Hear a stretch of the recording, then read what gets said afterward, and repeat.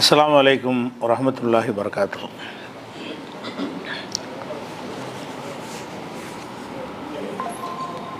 அன்பிற்குரிய சகோதர சகோதரிகளே, திருக்குர்ஆனில் இலக்கிய நயம் என்ற தொடர் உரையில் 17வது நாளில் நாம் அமர்ந்திருக்கிறோம். இந்த தொடரில் திருக்குர்ஆனில் நேரடியான அர்த்தத்தில் பயன்படுத்தப்படாமல் மாற்று அர்த்தத்தில் பயன்படுத்தக்கூடிய வசனங்களை எடுத்து அது ஏன் மாற்று அர்த்தம் கொடுக்கப்படுகிறது, என்ன மாற்று அர்த்தம் கொடுக்கப்படுகிறது என்பதை நம்ம விளக்கி வருகிறோம். அதுதான் இலக்கியம்ங்கிறது. இலக்கியம்னா நேரடி அர்த்தம் இல்லாமல் ஒரு சொல்ல சொல்லி வேறு ஒரு அர்த்தத்தை நாடுவதுக்கு பேர் தான் இலக்கியம். அந்த மாதிரியான வசனங்களில் குர்ஆனில் மிக அதிகமாக பயன்படுத்துகிற விஷயம் என்னென்னு கேட்டால், சொர்க்கத்துடைய இன்பங்களை அல்லாஹ் சொல்லும் பொழுது நல்ல தோட்டத்துறவுகள் எல்லாம் இருக்கும்னு சொல்லிவிட்டு தஜ்ரி மின் தஹத்திகள் அன்ஹார், அதனுடைய அடிப்பகுதியில் ஆறுகள் ஓடிக்கொண்டே இருக்கும் அப்படிங்கிற வாசகத்தை சொர்க்கத்தை பற்றி சொல்லும் போதெல்லாம் இதையும் சேர்த்து அல்லாஹ் சொல்லுவான். சொர்க்கத்தை பற்றி சொல்லக்கூடிய ஏராளமான வசனங்களில் அந்த சொர்க்கங்கிறதுக்கு தண்ணி பிரச்சனை இருக்கக்கூடாதுங்கிறதுனால, தோட்டத்தில் எல்லாம் விளைஞ்சால் கூட தண்ணீருக்கு யாரையும் சார்ந்திருக்க தேவையில்லைன்னு காட்டுவதற்காக அதனுடைய அடியிலேயே ஆறுகள் ஓடும் அப்படிங்கிறத அல்லாஹ் குர்ஆனில் பல இடத்துல சொல்கிறான். சில இடங்களில் இந்த துன்யாவில் உள்ளதுக்கும் கூட அந்த வார்த்தையை சொல்கிறான். உங்களுக்கு ஒரு தோட்டம் இருப்பதாக வைத்துக்கொள்ளுங்கள், அதில் ஆறுகள் ஓடிக்கொண்டிருப்பதாக வைத்துக்கொள்ளுங்கள் என்று சொல்கிற இடத்துலையும் அது ஒரு 2-3 இடத்துல வருது. பாக்கி எல்லாமே சொர்க்கத்தை பற்றி தான் சொல்லப்படுகிறது. அதே மாதிரி ஃபிரௌன்கிறவன் இந்த வார்த்தையை பயன்படுத்தின மாதிரி கூட 48 வசனத்தில் இந்த ஆறுகளெல்லாம் என்னுடைய கண்ட்ரோலில் தான் ஓடுது, ஹாதிகள் அன்ஹாரு தஜ்ரி மின் தஹ்தி, இந்த ஆடுகளெல்லாம் எனக்கு கீழே தான் ஓடுதுன்னு அவன் சொல்லுவான். இந்த ஆறு ஓடுதுங்கிற அந்த சொல் இருக்குல்ல, அதுக்கு நேரடி அர்த்தம் கொடுக்க முடியாது. என்னட்டா யாரும் கொடுக்கறது இல்லை, ஆனால் எல்லோரும் பயன்படுத்துவோம். எல்லோரும் என்ன செய்வோம்னு கேட்டால் ஆறு ஓடுதுன்னு தான் சொல்லுவோமே தவிர ஆற்றில் நீர் ஓடுதுன்னு பிரித்து சொல்ல மாட்டோம். ஆனால் ஆறுங்கிறது என்ன, நீருங்கிறது என்னன்னு கேட்டால் ஆறு அந்த இடத்துக்கு பேர் ஆறு தான். தண்ணி ஓடுற அந்த பாதை இருக்குல்ல, அந்த பாதைக்கு பேர் தான் ஆறு. அது ஓடாது. அது ஆறு அப்படி தான் இருந்து கொண்டே இருக்கும். ஆற்றில் என்ன செய்யும், ஆற்றுல தண்ணி வரலாம் படிக்கிறாங்கல்ல, ஆறு வேறு தண்ணி வேறு தான். அப்போ ஆறுங்கிறது அந்த நீர் ஓடுவதற்குரிய அந்த வழித்தடம் இருக்குதுல்ல, அந்த வழித்தடத்தை தான் என்ன செய்வாங்கன்னா ஆறுன்னு சொல்லுவாங்க. அப்போ அது ஓடுதுண்டா எப்படி சொல்கிறதுன்னா, அப்படி சொல்கிறக்கூடிய இலக்கணப்படி சொல்லவும் முடியாது. அகராதிப்படி பார்த்திங்கன்னா ஆறு எப்படி ஓடும்னு கேள்வி கேட்டாங்கன்னா அப்போ தான் விளங்கும் ஆறு ஓடாத. அப்போ ஆறு ஓடுதுன்னு சொல்லப்படுதுன்னு கேட்டால் இது ஒரு அதனுடைய தொடர்பு உள்ளதை அப்படி சொல்லுவாங்க. ஆறு ஓடுன்னு ஏன் சொல்கிறாங்கன்னா, ஆற்றில் தண்ணி ஓடுறதுனால அது ஆறு ஓடுதுன்ற சொல்லையே மக்கள் என்ன செய்கிறாங்க, அந்த ஆறே ஓடுற மாதிரி தெரியுது, தண்ணி தான் ஓடுது, பார்க்கும்பொழுது அது தரையெல்லாம் சேர்ந்துக்கிட்டு ஓடுற மாதிரி ஒரு மனசில் ஒரு கற்பனையை வைத்து இந்த வார்த்தையை யூஸ் பண்ணுறாங்க. இது குர்ஆன் மட்டும் யூஸ் பண்ணலை, அரபி மட்டும் யூஸ் பண்ணலை, எல்லா மொழியிலையும் இருக்குது. எல்லாத்தையும் ஆறு ஓடு தானே சொல்லுவாங்க. எந்த பாஷை எடுத்துக்கொண்டாலும் ஆறு ஓடிக்கொண்டிருக்கிறது, காவிரி ஆறு ஓடுகிறது, கங்கை ஆறு ஓடுகிறதுன்னு தான் சொல்லுவாங்க. ஆனால் அதுக்கு அர்த்தம் என்னென்னு கேட்டால் ஆற்றில் தண்ணீர் ஓடுகிறது என்பது அர்த்தம்.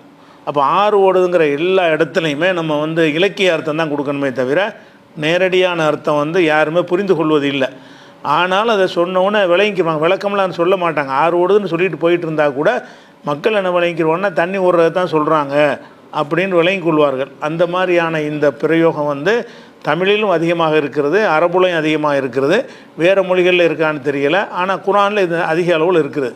எந்த அளவுக்கு அதிகமாக இருக்குன்னு கேட்டால் இந்த வார்த்தை மாத்திரம் 2:25 வசனம், 2:266 வசனம், 3:15 வசனம், 3:136, 3:195, 3:198, 4:13, 4:57, 4:122, 5:12, 5:85, 5:119, 6:6, 7:43,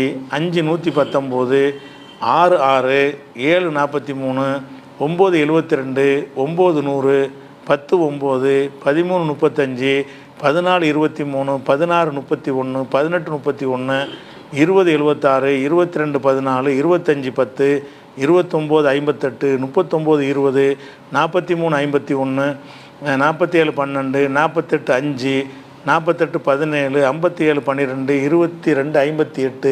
22 58 61 12 64 9 65 11 66 8 85 11 98 8 இம்புட்டு இடம். இவ்வளவு இடங்கள்லையும் அவர்களுக்கு சொர்க்கச்சோலை இருக்கிறது, அதன் கீழே ஆறுகள் ஓடிக்கொண்டிருக்கிறது அப்படிங்கிற செய்தியை எல்லாம் என்ன செய்கிறான் சொல்லி காட்டுறான். அப்போ இந்த சொற்கள்லாம் என்னென்னு கேட்டால் இதுக்கு விளக்கம்லாம் யாரும் சொல்லவும் மாட்டாங்க இலக்கிய நூல்களில். பளிச்சுன்னு விளங்குற விஷயம். இந்த வார்த்தைக்கு வந்து சாதாரணமாக எல்லாருமே தண்ணியை தான் சொல்கிறாங்கன்னு விளங்கிக்கிடுவாங்க, அதுக்கு கூடுதல் விளக்கம் தேவையில்லை. அடுத்ததாக வந்து இன்னொரு விஷயம் என்னென்னு கேட்டால், ஒரு பொருளில் வந்து சின்னதுங்கிறது குறிக்கிறதுக்காக வேண்டி என்ன செய்வாங்கன்னா சில சொல்ல அணு அளவு, நம்ம ஏற்கனவே பார்த்தோம், அணு அளவு, கடுகு அளவு, பேரிச்சங்கொட்டை அளவு, அந்த கொட்டையை மூடி இருக்கிற தோளுடைய அளவு, அந்த மாதிரியெல்லாம் வார்த்தைகளை வந்து குறைவு என்பதற்கு பயன்படுத்துகிறத முன்னாடி பார்த்தோம். அந்த பொருளுடைய அளவை குறைச்சி சொல்கிற மாதிரி டைமிங் இருக்கிற டைமை குறைச்சி சொல்கிறதுக்கு சில சொற்களை பயன்படுத்துவாங்க. டைமை சொல்லாமல் அதை டைமை கம்மியான நேரம் அப்படின்னு காட்டுவதற்காக வேண்டி சில சொற்கள் இருக்கும். அந்த மாதிரி வாசகத்தையும் நல்ல உதாரணமாக கண் சிமிட்டும் நேரம்னு சொல்கிறது. கண் சிமிட்டும் நேரம்ங்கிறது வந்து அந்த டைம் அவ்வளோ கம்மி. கண் சிமிட்டும் நேரங்கிறது ரொம்ப கொஞ்ச நேரத்தில் ஒரு காரியம் நடந்துடும் என்று சொன்னால் அது கண் சிமிட்டும் நேரத்தில் உதாரணம் அல்லாஹ் குர்ஆனே சொல்லி காட்டுறான்டா. 16:77 வசனத்தில் சொல்லி காட்டுகிறான். ஒமா அம்ரு சாத்தி இல்லா கலம்ஹில் பசர். கேமனால் என்பது ஏற்படும் உலக அழிவு நாள் ஏற்படுவது அதுக்கு பெரிய டைம்லாம் எடுக்காது, கண்மூடி திறக்குள்ளே வந்துடும். ஆர்டர் பண்ணுவோம், உடனே நெஞ்சிடும், வேலை ஆரம்பிச்சிடும். அப்போ ஒமா அம்ரு சாத்தி கேமத்து நாள் என்பது இல்லா கலம்ஹில் பசர், அது கண் சிமிட்டுவது போல நடந்துவிடும், அது ரொம்ப கம்மியானது. அல்ல என்ன செய்கிறான்னா அது கூட அதிகம்ன்ற வச்சுக்கிட்டு சொல்கிறான். அவு அக்ரபு அல்ல அதை விட கம்மியாக. கண் சிமிட்டும் நேரத்துக்கு கம்மியானது நம்ம வழக்கத்தில் இல்லை, மொழியில் கம்மியாக சொல்கிறதா இருந்தால் என்ன செய்வோம், இந்த மைக்ரோவேவ் இந்த காலத்தில் சொல்லலாம், நானோ செகண்ட்லாம் அப்படி சொல்லலாம். அந்த காலத்தில் அந்த சொற்கள்லாம் கிடையாது. கம்மியானதுன்னா கண் சிமிட்டும் நேரம், கண்ணை முடிக்கணும்ல, அது ஒரு நேரம், அது எவ்வளோ நேரம், ஒரு செகண்டில் வந்து 40 1 தான் வருது, அவ்வளோ சின்ன டைம். அந்த சின்ன டயத்துக்குள்ளேயே கேமத்து நாள் வந்துடும். அது அல்ல என்றைக்கு ஆர்டர் பண்ணுறானோ அது ஆர்டர் பண்ணி அது ப்ராசீஜர் ஆகி ஒரு ஆர்டர் வந்து சேருவதற்கே எவ்வளோ நாள் ஆகும் உலகத்தில். அந்த மாதிரிலாம் இருக்காது. அழின்னா அழிஞ்சிடும். அல்ல என்ன செய்வான், ஊத சொல்லிடுவோம் அழிக்கிறதுக்கு. அடுத்த செகண்ட் என்னமாயிரும், மடமடன்னு எல்லாமே நடந்துடும் அப்படின்னு சொல்வதற்கு அல்லாஹ் பயன்படுத்துகிற வார்த்தை என்னன்னு கேட்டால் இல்லா கலமஹில் பசர், ஒரு கண் சிமிட்டுவதை போலவே நடந்துவிடும். அவுஹு அக்ரபு, அதை விட கம்மியாக, அதை விட நெருக்கமாக கூட நடந்துவிடும். அது அந்த சொல் இல்லாதனால கண் சிமிட்டுறது தான் மனிதன் கண்டுபிடிச்சிருக்கிற அன்னைக்கு இருந்த குறைந்த டயத்துக்கு அதுனா உலகத்தில் உதாரணத்துக்கு இருந்துச்சு. அதை விட கம்மியான இந்த காலத்தில் சொல்லலாம். இந்த காலத்தில் அந்த செகண்ட்லாம் குறைச்சி சொல்லலாம்னு வைங்களேன். அந்த காலத்தில் இல்லாததுனால எல்லாம் என்ன செய்கிறான், கண் சிமிட்டுவது புரிஞ்சுக்கொள்ளுக்கு சொல்லிடுறான். அதை விட அதை விடவும் கம்மியான நேரத்தில் நிகழ்ந்து விடும் என்பது அந்த கம்மியிலையும் கம்மியை காட்டுறதுக்காக சொல்கிறது. கொஞ்சம் ரொம்ப கம்மின்னு காட்டுவதற்காக வேண்டி சில சொற்களை வந்து எல்லாம் பயன்படுத்துவான்னா யாராவது கண்ணை சிமிட்டுவாங்க அப்படிங்கிற அர்த்தம்லாம் கிடையாது. அந்த நேரம் தான் கணக்கு. கண் சிமிட்டுவதற்கு எவ்வளோ நேரம் ஏற்படுமோ அந்த அளவு அல்ல அதை விட கம்மியான அளவில் ஏற்பட்டு விடும் அப்படின்னு சொல்வதெல்லாம் கூட அந்த உதாரணத்தின் மூலமாக தானே சொல்கிறது. அந்த கண் சிமிட்டுவது போல் நடந்து விடுங்கிறத ஒரு கம்பேர் பண்ணி தான் எல்லாம் சொல்கிறான். அதே மாதிரி வந்து 54 50லையும் அல்ல இதே வாசகத்தை சொல்கிறான். ஒமா அம்ருனா இல்லா வாஹிதா கலம்ஹிம் பில் பசர், நம்முடைய கட்டளை ஒன்று தான், அது வந்து கண் சிமிட்டுவதை போல் நடந்துவிடும். கட்டளைன்னா அந்த உலகம் அழிகிறதுக்கு தான் எல்லாம் சொல்கிறான். இந்த உலக அழிவை பற்றி பேசும் பொழுது கண் சிமிட்டுற டைம் தான் அல்லாவுக்கு தேவை. கண்ணை சிமிட்டுறதுக்கு எவ்வளோ, அதை விட கம்மி தான். அதை விட கம்மியான நேரத்தில் இந்த உலகம் என்னஞ்சிரும் அழிந்து விடுங்கிறத எல்லாம் சொல்லி காட்டுறான். அது ஒரு விஷயம். அதே மாதிரி வந்து இந்த மாதிரியான சொற்களில் வேறு சில விஷயங்களும் குர்ஆனில் வருகிறது. அது வந்து இந்த சுலைமான் நபி சம்மந்தப்பட்ட ஒரு விஷயம். சுலைமான் நபியுடைய காலத்தில் வந்து பக்கத்து நாட்டில் ஒரு அரசி வந்து ஆட்சி பண்ணிக்கிட்டு இருக்கிறாங்க. அவங்க வந்து இஸ்லாத்தை அல்லாஹ்வை ஏற்றுக்கிறாதவங்க, பல தெய்வ நம்பிக்கை உள்ள ஒரு பெண்ணு வந்து பக்கத்து நாட்டில் வந்து அரசியாக இருக்கிறாங்க. அப்போ அந்த அரசிக்கு என்ன செய்வாங்கன்னா அந்த ஹுதுங்கிற பறவையின் மூலமாக அவங்களுக்கு சில ஒரு அழைப்பானை அனுப்புவாங்க. நீங்கள் இஸ்லாத்தை ஏற்றுக்கிட்டு கட்டுப்பட்டுருங்க, இல்லைன்னா நான் வந்து உங்களோட சண்டைக்கு படையெடுத்து வருவேங்கிற மாதிரி ஒரு கடிதம் அனுப்புவார். அப்போ அந்த பெண் என்ன செய்வாங்கன்னா அவங்க சபையோர ஆலோசனை பண்ணும்போது, இல்லை நம்ம சண்டைக்கு போவோம், பெரிய சக்தி அவர், மோதுவது நல்லது இல்லை, சண்டைன்னு வந்துட்டுச்சுன்னா நிறைய இழப்புகள் நமக்கு ஏற்படும் அப்படின்லாம் ஆலோசனை பண்ணி அவங்க அதை ஏற்றுக்கிற மனநிலைக்கு வந்துடுவாங்க. அப்போ என்ன செய்வார், இப்போ அந்த சுலைமான் நபி அவருடைய பலத்தை காட்டுறதுக்காக வேண்டி, அவங்களும் ஒரு ராணியாக தானே இருக்கிறாங்க, உன்னுடைய ஆட்சி மாதிரி இல்லை ஏன் ஆட்சி, என்னுடைய ஆட்சி பிரம்மாண்டமான ஆட்சின்னு காட்டுவதற்காக என்ன செய்வாங்கன்னு கேட்டால் ஜின்களை கூப்பிடுவார்.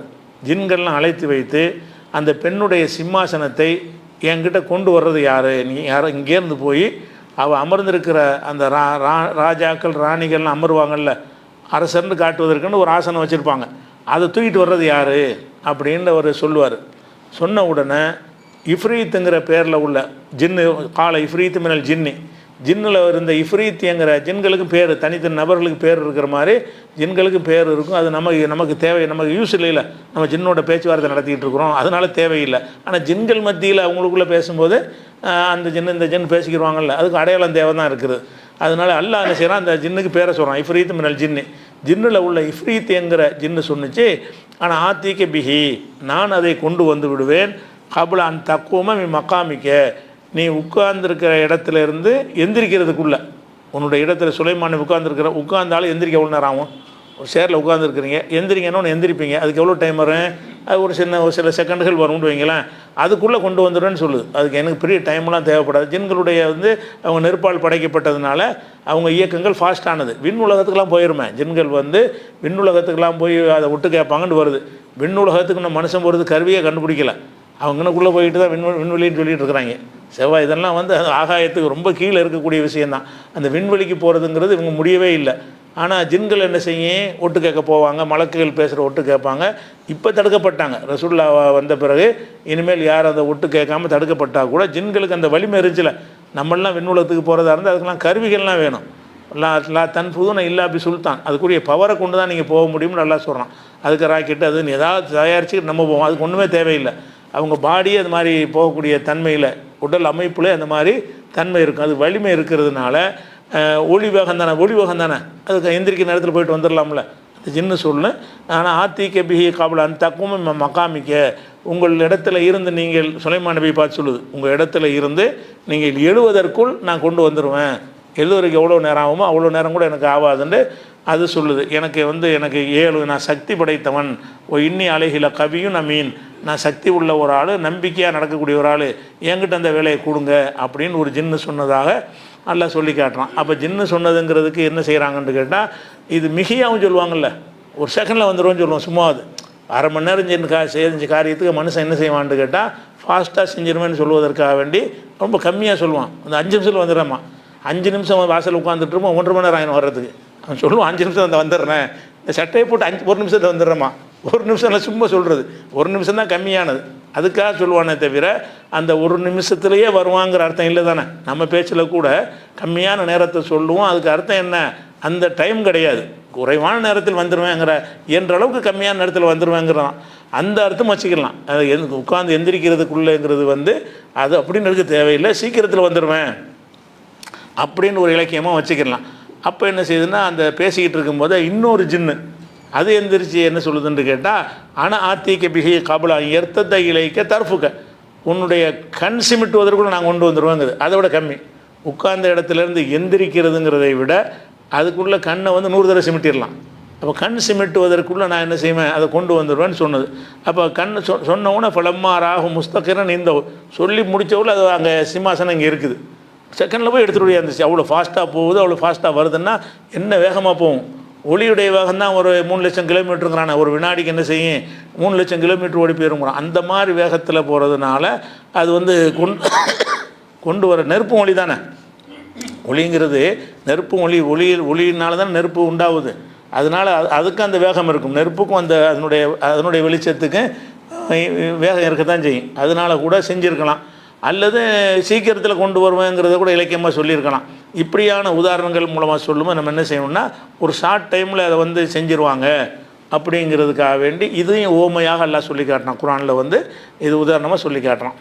இதே மாதிரியாக இன்னொரு உதாரணம் என்னென்னு கேட்டால், நம்ம இரவு பகல் ஏற்படுதில்ல, இரவு பகலில் இரவு அசலா பகல் அசலான்னு கேட்டால் இரவு தான் அசல், அடிப்படை.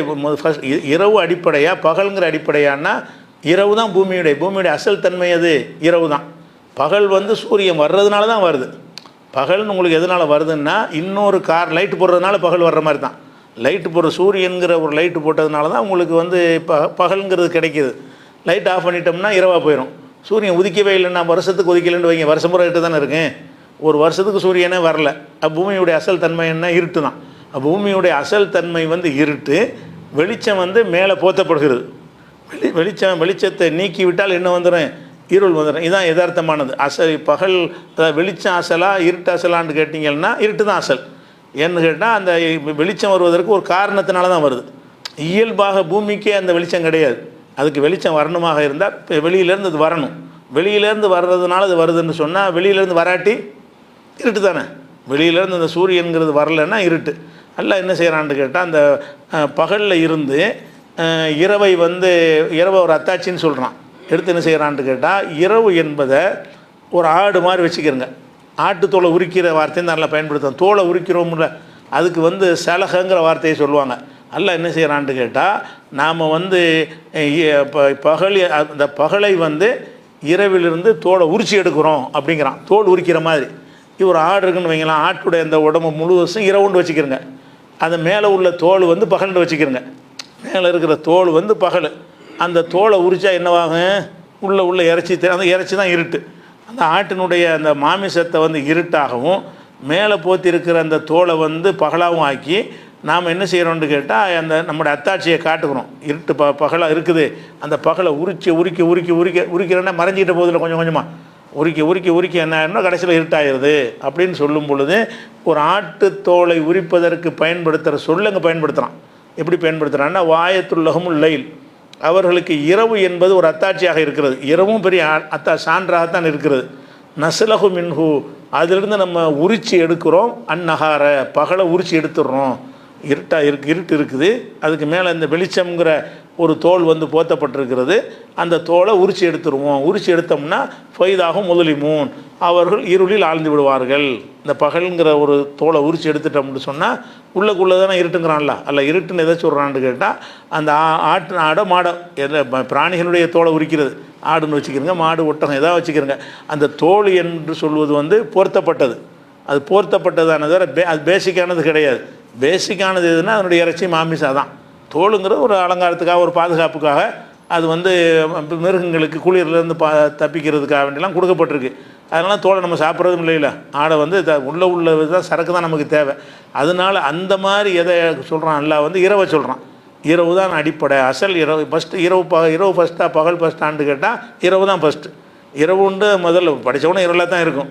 சூரியன் ஒன்று படைச்சி அதுக்கு ஒரு டைரக்ஷன் பண்ண பிறகு தான் பகல்ங்கிற ஒரு நிலைமை ஏற்படுகிறது. அதனால் எல்லாம் என்ன செய்கிறான்னு கேட்டால் ஆட்டுத்தோலை ஒரு ஆட்டுத்தோலை மாட்டுத்தோலையை பகல் மாதிரியும் உள்ள அந்த சதை பகுதியை இரவு மாதிரியும் கற்பனை பண்ணி அதன் மீது போட்டப்பட்டிருக்கிற இந்த வெளிச்சம்ங்கிற ஒரு தோலை உரிச்சி எடுக்கிறோங்கிற வார்த்தை எல்லாம் சொல்கிறோம். அதுக்கு பயன்படுத்துகிற வார்த்தை.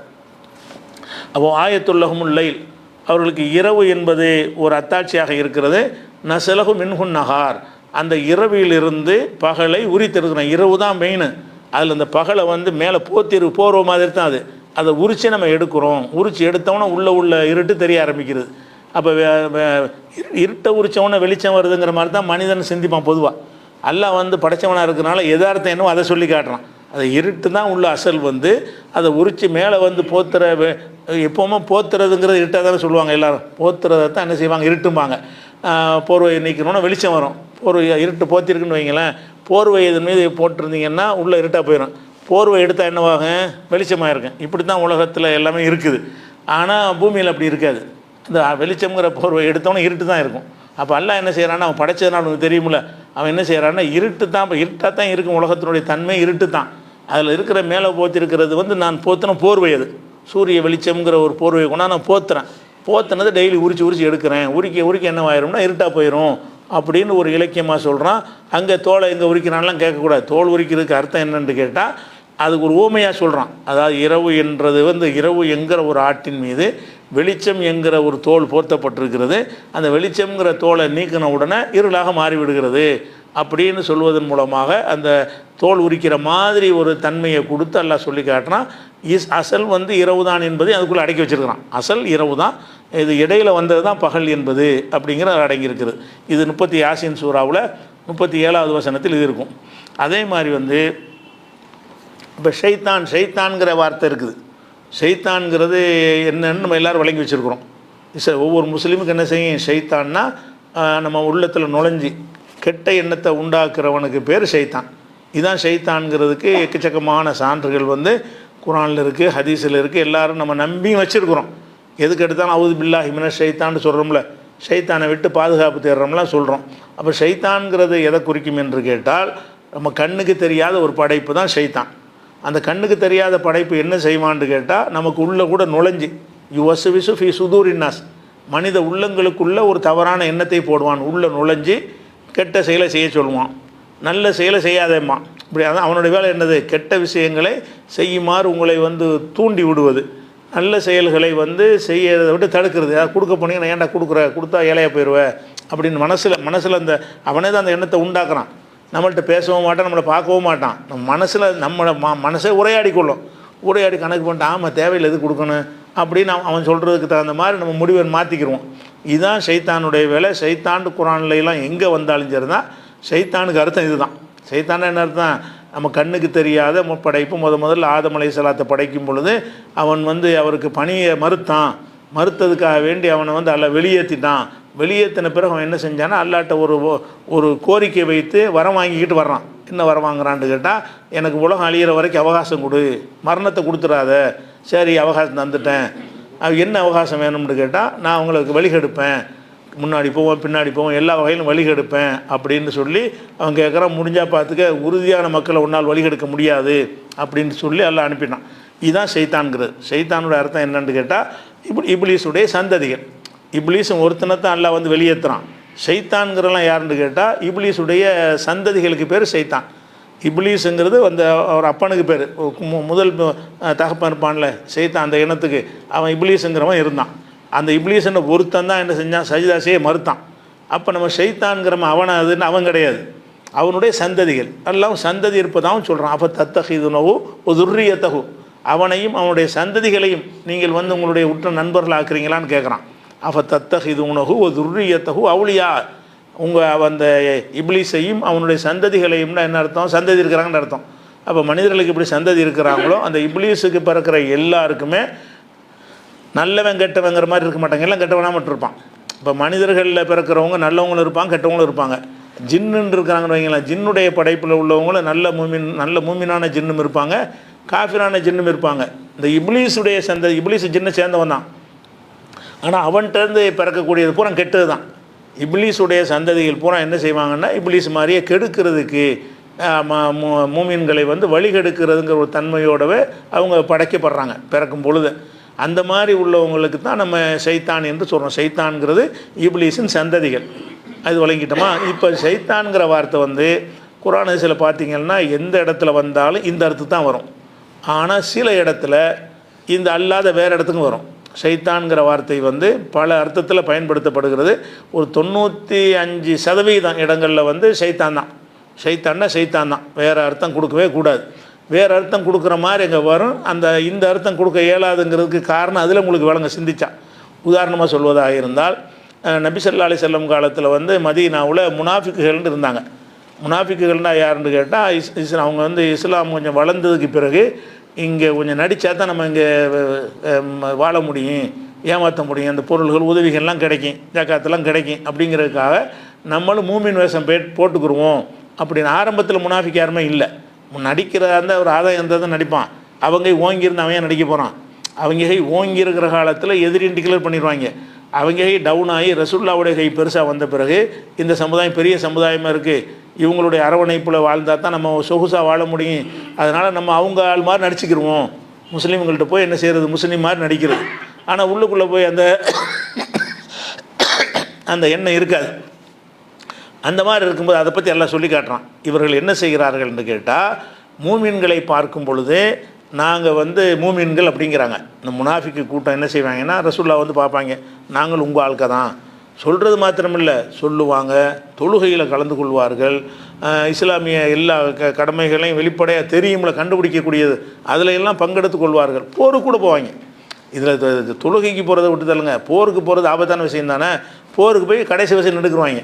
கடைசி வசதி நின்றுக்கிட்டு எல்லாம் ஜெயிச்ச பிறகு என்ன செய்வான், நாங்கள் தான் வெற்றி காரணம்னு சொல்லி கனிமத்தை வாங்கிக்கிடுவாங்க. அது தோல்வி வர மாதிரி தான் ஓடி போயிடுவாங்க. அந்த மாதிரி அதெல்லாம் செஞ்சாங்க. போருக்கு வரைக்கும் போனாங்க. ஏன்னு கேட்டால் முஸ்லீம்னு நடித்தா ஒழுங்காக நடிக்கணும்ல, அப்போ தான் நம்புவாங்க. அந்த மாதிரி அவங்க இருந்ததை வந்து முனாஃபிக்குங்கிறான்ல.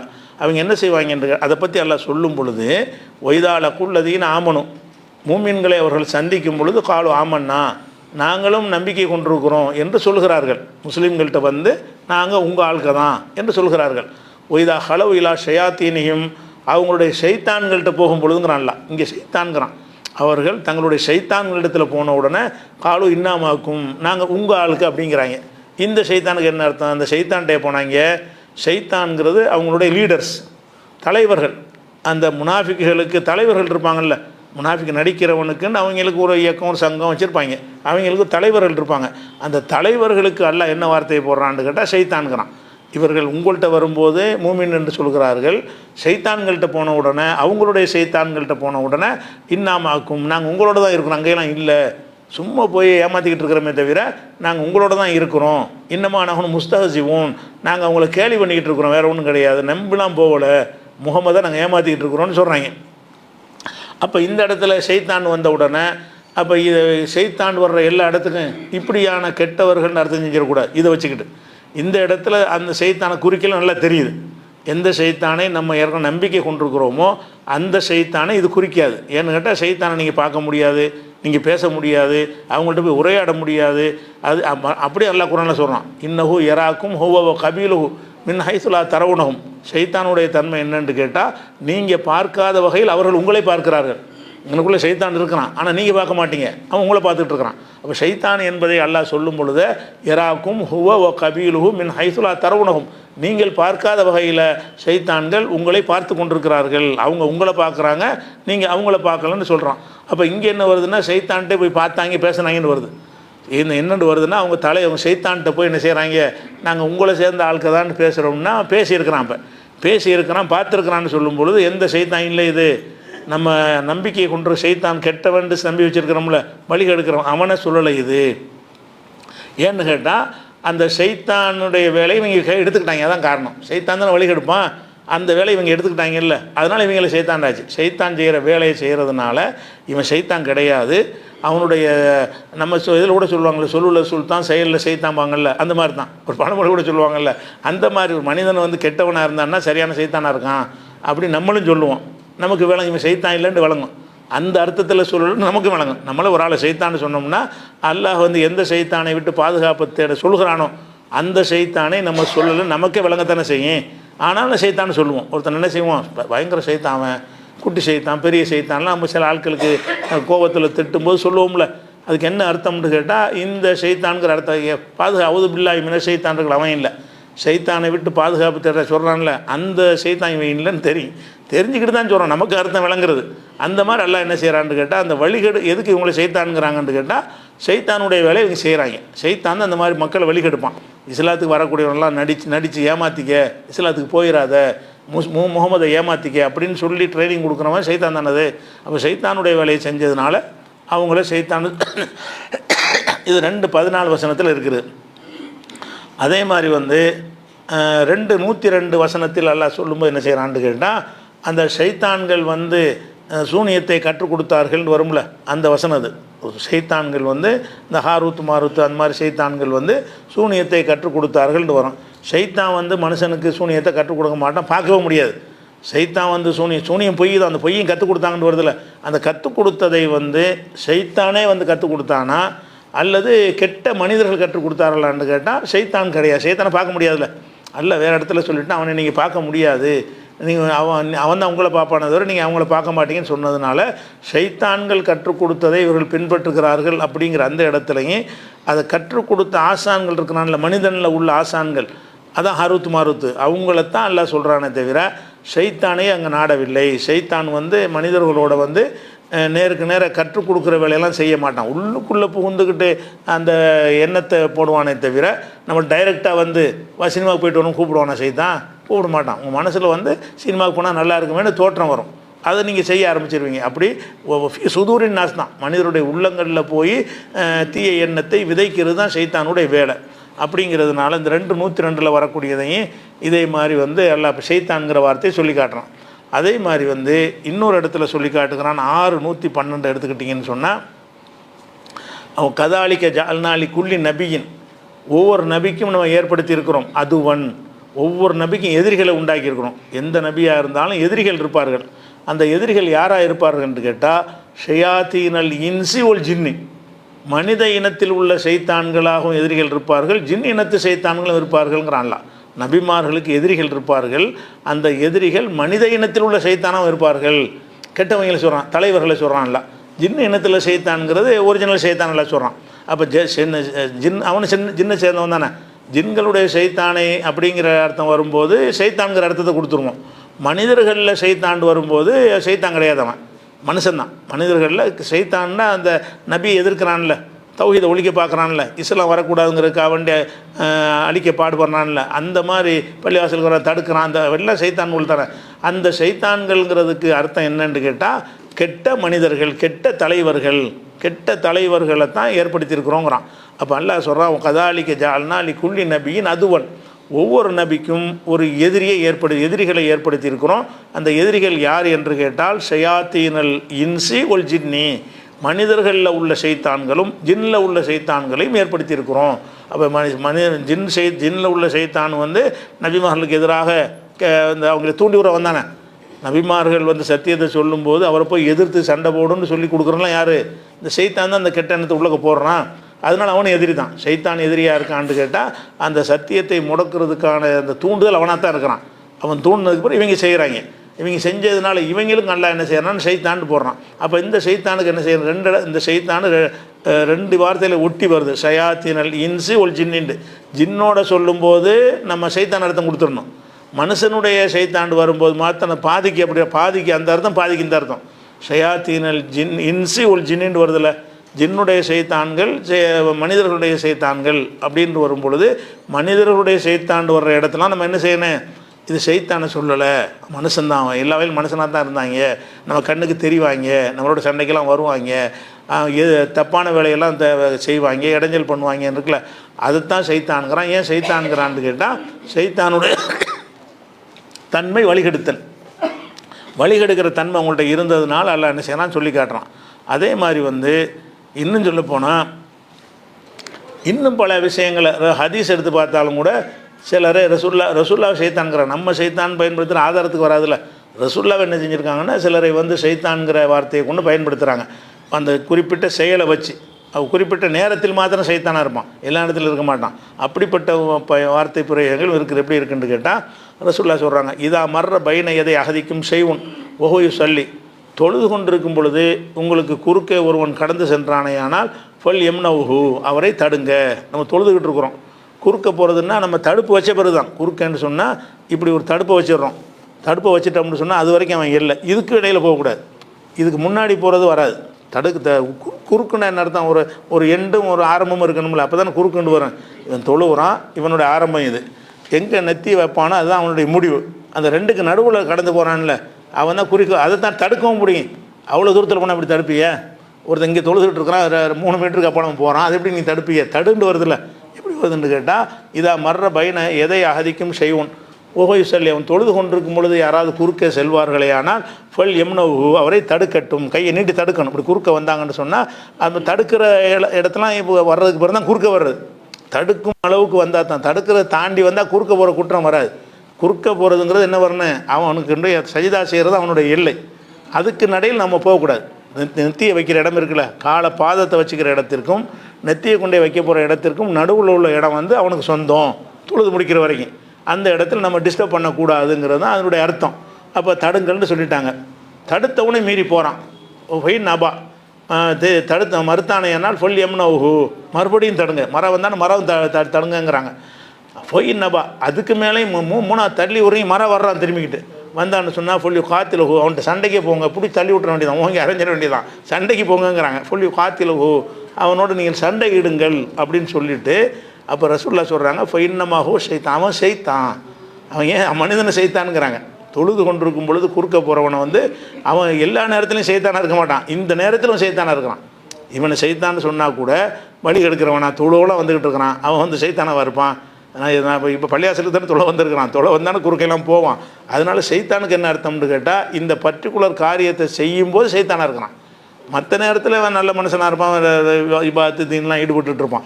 அப்போ இந்த நேரத்தில் அவன் வந்து சைத்தான் வேலையை செய்கிறான், குறுக்க போகக்கூடாதுன்னு மார்க்கத்தில் சொல்லி இருக்கும் பொழுது அவன் குறுக்க போனான்னு சொன்னால் இது சைத்தான் செய்கிற வேலையை செய்கிறான் அப்படிங்கிற மாதிரி சொல்லும் பொழுது இவனை போய் சைத்தாண்டு மார்க்கத்தில் சொல்லப்படுது ஹதீஸில். இது எங்கே வருதுன்னு கேட்டால் இது புகாரில் 3274வது ஹதீஸில் வருகிறது. அப்போ இந்த மனிதனை சைத்தாண்டு சொல்லுவது வந்து அது என்ன அர்த்தத்தில் சொல்லப்படுதுன்னு கேட்டால் கெட்டவன் ஒரு கெட்ட செயலை செய்கிறான், அவன் சைத்தான்லாம் கிடையாது, அவன் மனுஷன்தான் அப்படிங்கிற ஒரு அர்த்தத்துக்கு பயன்படுத்தப்பட்டிருக்குது. அதே மாதிரி வந்து இப்ராஹிம் நபியுடைய சம்பவமாக ஒரு ஹதீஸ் வருது புகாரில் 3358வது ஹதீஸ். அந்த ஹதீஸில் வந்து இப்ராஹிம் நபி என்ன செய்வாங்கன்னு கேட்டால் ஒரு நாட்டுக்கு போவாங்க, அவங்க மனைவியோடு சேர்ந்து போவாங்க. போகும்போது என்ன செய்வாங்கன்னா அந்த ராஜாவுடைய ஒரு தன்மை என்னன்னு கேட்டால் தெரியாதனமாக போயிடுவாங்க ஒரு நாட்டுக்குள்ளே. அவங்க அந்த ராஜாவுடைய தன்மை என்னன்னு கேட்டால் ஒரு அழகான பெண்கள் வந்து கவர்ந்துட்டு போயிடுவான். அப்போ இவர் அங்கே நுழையிறாரு, இது மாதிரி சொல்கிறாங்க, நீங்கள் உங்கள் மனைவியோடு வந்திருக்கிறீங்க, இவங்க கேடுகட்ட ராஜாவில் இப்போ உங்கள் மனைவியை கவர்ந்துட்டு போயிடுவாங்களே அப்படின்னு வந்து இப்ராஹிம் நபிகிட்ட வந்து சொல்லுவாங்க, விசாரித்து அறிஞ்சிக்கிடுவாங்க. அப்போ இப்ராஹிம் நபி என்ன செய்வாங்கன்னு கேட்டால், அப்போ இன்னும் சொல்லப்போனால் அந்த கணவரோடு வந்தான்னு வைங்க, கணவரோடு வந்தாங்கன்னா கணவரை கொன்றுவானான். அந்த பெண்களை கவர்ந்து விட்டு கணவரோடு வந்தான், கணவர் இருந்தால் அந்த அனுபவிக்கிறதுக்கு ஒரு டிஸ்டர்பாக இருக்கும்ல. பொதுவாக அண்ணன் தங்கச்சின்னு வந்தால் அண்ணனை கொல்ல மாட்டான், தங்கச்சி மட்டும் கூப்பிட்டு போயிடுவாங்க. புருஷனோட வந்தால் என்ன செய்வான், புருஷனை கொன்றுவான் அந்த ராஜாண்டு ஒரு தன்மை இருந்திருக்கு. இதெல்லாம் அந்த ஹதீஸில் வருது, 3358வது ஹதீஸ்லேயே அது வருது.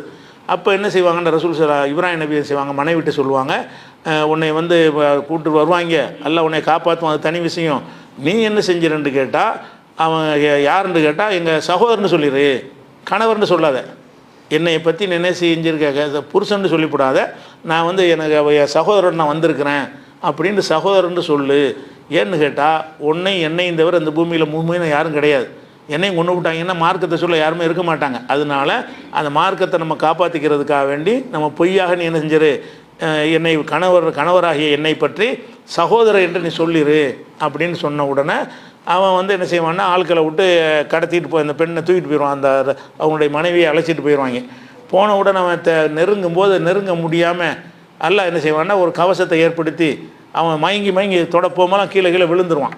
அப்போ அவன் பார்ப்பான், இது ஏதோ ஒரு தெய்வீக சக்தி இருக்காப்புல தெரியுது அப்படின்னு சொல்லிட்டு இதை கொண்டு போயிருங்க, இப்போ ஒன்றா நம்பர் சைத்தானா இருக்குது அப்படி, அப்போ சைத்தான்மா இந்த பொம்பளை அது பயங்கர சைத்தானா இருக்குது அப்படி இதை கொண்டு போயிருங்க அப்படின்னு சொல்லுவான். அப்போ சைத்தானுங்கிற வார்த்தை அவன் பயன்படுத்துகிறான், எதுக்கு பயன்படுத்துகிறான்னு கேட்டால் அவன் பார்வையில் சைத்தான்னா அவன் விருப்பத்தை நிறைவேற்றலைங்கிறதுனால.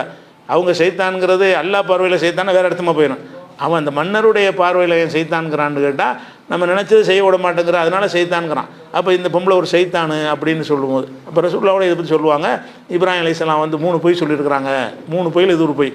இப்ராஹிம் அலைஹிஸ்ஸலாம் வந்து அவங்க வாழ்நாளில் நினைச்சிருக்காங்க 3 நமக்கெல்லாம் பொய்யை 3 எண்ண முடியுமா, 3000 வரும். இப்ராஹிம் நபி மொத்தமே 3 தான். இப்ராஹிம் நபி அவர்கள் வந்து பொய் எத்தனை செஞ்சுருக்காங்க, 3 பொய் தான் சொல்லியிருக்கிறாங்க. ஒன்று இது ஒரு பொய்யாச்சா. அதே மாதிரி வந்து அந்த விழாவுக்கு வாங்கன்னு கூப்பிடுவாங்க, எல்லோரும் போயிட்டு வருவோம், அந்த கோயிலில் திருவிழா நடத்துவாங்க. அது போகாட்டி இவங்க சந்தேகப்படுவாங்கன்னா என்ன செய்வார்னா, எனக்கு உடம்பு சரியில்லைம்பார். உடம்பு சரியில்லைங்கிற உடம்பு சரியாக தான் இருக்கும், சரியில்லைங்கிற எதுக்காக வேண்டி அதில் கலந்து கொள்ளக்கூடாதுங்கிறதுக்காக வேண்டி அவர் அதை தவிர்த்து கொள்வாருங்கிற விஷயம் இருக்குது. அது மாதிரி அதுவும் ஒரு பொய் தான். அந்த மாதிரி பொய் இன்னொரு பொய் ஆபத்தில் இல்லை, அந்த பொய்கள்லாம் இருக்குது. அந்த பொய் சொல்லும்போது என்ன செய்கிறாருன்னு கேட்டால் அந்த இதான் பாயிண்ட் என்னென்னு கேட்டால் அந்த மன்னர் என்ன செய்கிறான்னு கேட்டால் இவள் வந்து இன்னக்கும் லம் தூணி பி இன்சானின், நீங்கள் வந்து என்கிட்ட மனித பிறவியை கூட்டி வரவில்லை, இன்னமும் அத்தைத்து முனிபி சைத்தானை கூட்டிகிட்டு வந்திருக்கீங்கப்பா, என்னப்பான்னு சொன்னோன்னே அல்லாஹ்வுடைய உதவியை கொண்டு அப்படி அந்த மாதிரி எண்ணத்தை உண்டாக்கி அவங்கள காப்பாற்றினான். இவர் வந்து கணவர்னு சொல்லியிருந்தால் ஒரு நேரத்தை கொண்டு விடுவான், கொண்டுட்ட பிறகு இந்த பாதுகாத்து என்ன செய்கிறது, அதுக்காக வேண்டி அவங்க சகோதரர்னு சொல்லிடுவான்னு வைங்களேன். அதுக்கப்புறம் என்ன செஞ்சான்னு கேட்டால் இன்னும் சொல்ல போனால் அதுக்கு பிறகு தான் என்ன செய்கிறான்னு கேட்டால் அந்த ஹாஜராங்கிறோம்ல அந்த ஹாஜர் என்பவர் அவர் அடிமை, அவனுடைய அடிமையாக தான் இருந்தாங்க. அதை வந்து நீங்கள் அன்பளிப்பாக வச்சுக்கிறங்க, நீங்கள் ஒரு பவர்ஃபுல்லான ஒரு மனிதராக இருக்கிறீங்க அப்படின்னு சொல்லி கொடுப்பான். அதுக்கு பிறகு தான் அந்த ஹாஜரை அவங்களும் இப்ராஹிம் நபிக்கு மனைவி ஆவாங்க, இஸ்மாயில் நபியுடைய தாயார். அந்த சம்பவத்தில் 3358 இதை பார்க்கலாம். இது எதுக்கு நம்ம சொல்கிறோம்னு கேட்டால், அந்த ஷைத்தான்கிற வார்த்தை வந்து இந்த மாதிரி உள்ளதுக்கும் பயன்படுத்துவாங்க. எல்லா இடத்துலையும் அந்த ஷைத்தான் அர்த்தத்தை பண்ணிடக்கூடாது. அதே மாதிரி ரசூலுல்லாஹ் சொல்கிறாங்க, பெண்களை பற்றி சொல்லும்போது, பெண்கள் வந்து ஒரு கவர்ச்சிகரமான ஒரு அலங்காரத்தில் போகிறாங்கன்னு வைங்க, அதை பற்றி ரசூலுல்லாஹ் சொல்லும் பொழுது, பெண்கள் வந்து ஷைத்தானுடைய தோற்றத்தெல்லாம் வர்றாங்க. ஷைத்தான்னு அருவருக்க தோற்றம்னு கிடையாது, நல்ல தோற்றத்தை உங்களை இழுக்கிற மாதிரி வர்றாங்க. அதைத்தான் ரசூலுல்லாஹ் என்ன செய்கிறாங்க, இன்னல் மரத்தை துக்குபிலு ஃபி சூரத்தி ஷைத்தான், பெண்கள் வந்து ஷைத்தான் தோற்றத்தில் வருகிறார்கள். துதுபிரு ஃபி சூரத்தி ஷைத்தான், ஷைத்தானுடைய தோற்றத்தில் தான் திரும்பி போகிறார்கள். வரும்போதும் ஷைத்தான் வர்றாங்க, போகும்போது யாருன்னு கேட்டால் அலங்கரித்து கொண்டு ஆண்களை வந்து மயக்கிற அடிப்படையில் வர்றாங்கல்ல அந்த பெண்களுக்கு.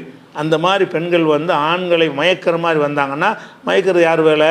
ஷைத்தான் வேலை. இப்போ ஷைத்தானாக தான் வர்றாங்க அப்படின்னு சொல்லும் பொழுது, அந்த பெண்களையும் இந்த இவன் பார்வையில் இவனை கெடுக்கிறதுக்கு வர்றதுனால, எல்லா பெண்களும் கிடையாது, அவங்க வாட்டுக்கு முறைப்படி போனாங்கன்னா அது கிடையாது.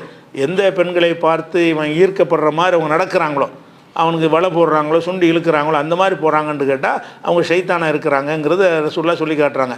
இது ஷைத்தானுக்கு அர்த்தம் என்னென்னு கேட்டால், இந்த செயல் ஷைத்தானுடைய வேலை.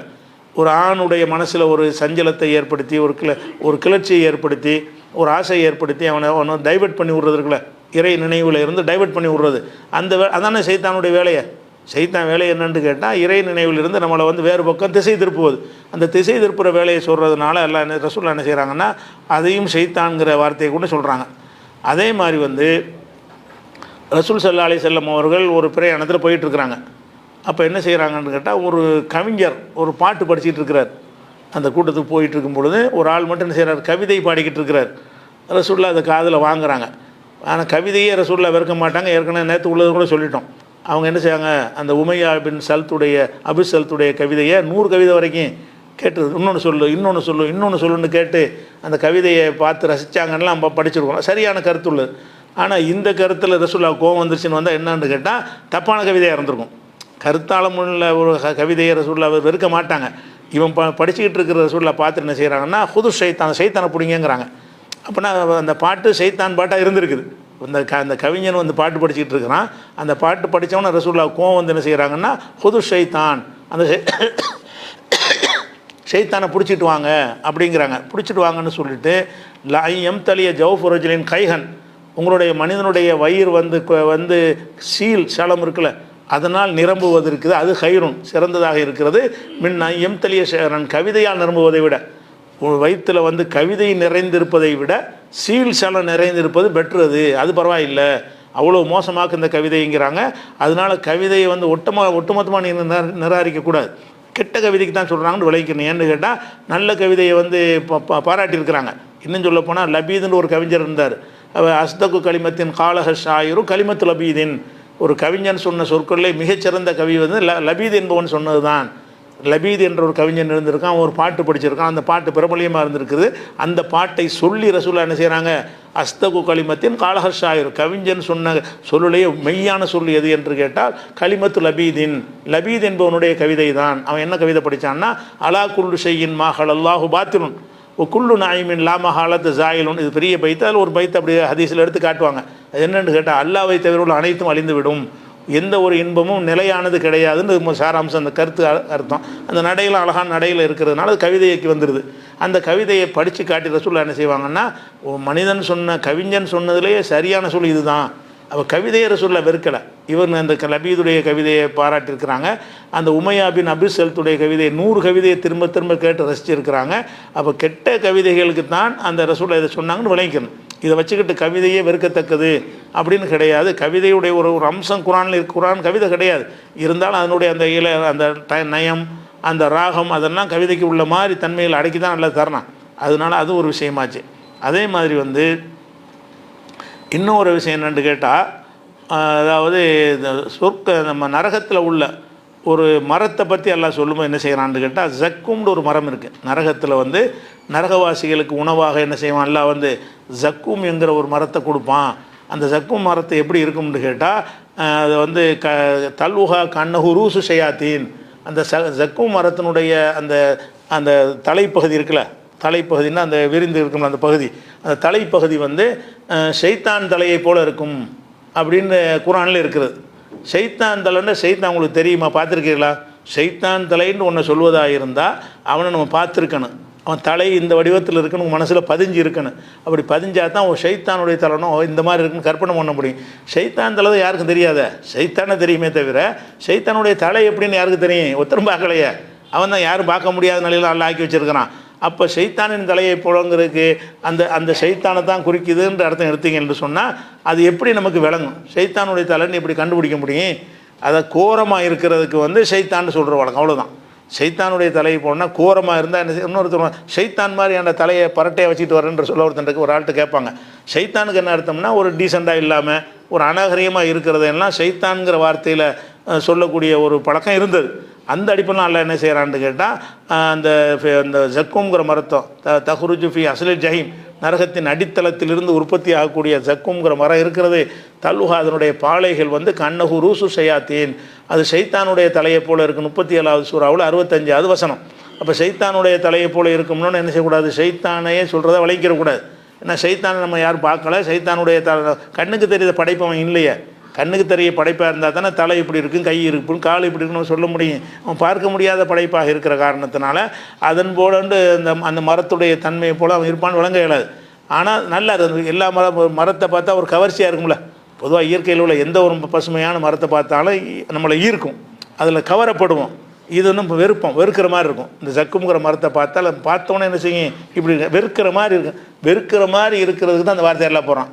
ஷைத்தானுடைய தலையை போல் இருக்கும்னு சொன்னால் ஷைத்தான் எல்லோரும் வெறுப்பீங்கல்ல, அந்த மாதிரி இந்த வெறுக்கத்தக்கதாக இருக்குங்கிற அர்த்தம் செஞ்சுக்கிறணும். அப்போ இந்த மாதிரி வந்து நேரடி அர்த்தம் இல்லாமல் பல இடங்களில் எல்லாம் என்ன செய்கிறான்னு கேட்டால் அந்த ஷைத்தான்கிறத பயன்படுத்துகிறான். ஹதீஸ்லேயும் நிறைய பயன்படுத்துகிறாங்க. ஆனால் இதெல்லாம் ஒரு 5% கூட இருக்காது. 95% வந்து ஷைத்தான் தான். குரான்லேயே ஹதீஸ்லே ஷைத்தான் வந்துச்சுன்னு சொன்னால் யாரை தான் குறிக்கும்? மனித உள்ளங்களில் நுழைந்து வழிகெடுக்கிறான்ல அந்த ஷைத்தானை தான் குறிக்குமே தவிர இந்த மனிதர்களெல்லாம் குறிக்கவே குறிக்காது. 95க்கு மேலே கூட இருக்கும். ரொம்ப விரல் விட்டு என்ன காட்டணும், அவ்வளோதான். இப்போ இதை விட தேடினாலும் கிடைக்கல. இப்போ உங்களுக்கு சொல்லி காட்டணும்ல, தேடி பார்த்தாலும் இப்படி தான் கிடைக்குன்னு வச்சுக்கிறங்களேன். அந்த ஷைத்தானுக்கு தேட வேண்டியதில்லை. அப்படி கம்ப்யூட்டரில் போட்டு அது பாட்டு வந்துக்கிட்டே இருக்கேன். வர்ற ஷைத்தான்லாம் அவனை தான் குறிக்கிற மாதிரி இருக்கும். அப்போ அந்த ஷைத்தான்கிறது வந்து மிகச்சில இடங்களில் அப்படி வரும். அது நம்ம மனசில் பதிவு வச்சுக்கணும். ஷைத்தான்கிறது வந்து வரும். நம்மளும் உலகத்தில் ஷைத்தான் பயன்படுத்துகிறோம்ல, ஒருத்தர் திட்டும்போது அது மாதிரிலாம், அதெல்லாம் வந்து என்ன அர்த்தம்னா நம்ம ஷைத்தானுக்கு அர்த்தம் சொல்லலை, அது ஒரு கெட்டவங்கிறதுக்காக சொல்லுகிறோம் அப்படிங்கிற வழங்கிக்கிறணும். இது ஒரு இலக்கியம் தான் இது. அதே மாதிரி வந்து இன்னொரு முக்கியமான இலக்கியம் என்னென்னு கேட்டால், அதாவது இந்த பேச்சுன்னு சொல்கிறோம்ல, பேச்சுங்கிறது வந்து எதுன்னு கேட்டால் அதுக்கு வடிவம் கிடையாது. இப்போ நான் பேசுகிறேன்ல, அது நீங்கள் பார்க்க முடியுமா? கேட்க தான் முடியும். என்னுடைய பேச்சு என்ன வடிவத்தில் இருந்துச்சு அது சொல்ல முடியாது. பேச்சுக்கு உருவம் கொடுக்க இயலுமா? உருவம் கொடுக்க இயலாது. ஆனால் பேச்சை வந்து காதால் மட்டும் கேட்க முடியும். ஆனால் ஈசா நபி அல்லாஹ் சொல்லுவோம் என்ன செய்கிறான்னு கேட்டால் அல்லாஹ்வுடைய வார்த்தைங்கிறான், கலிமத்துல்லாங்கிறான்.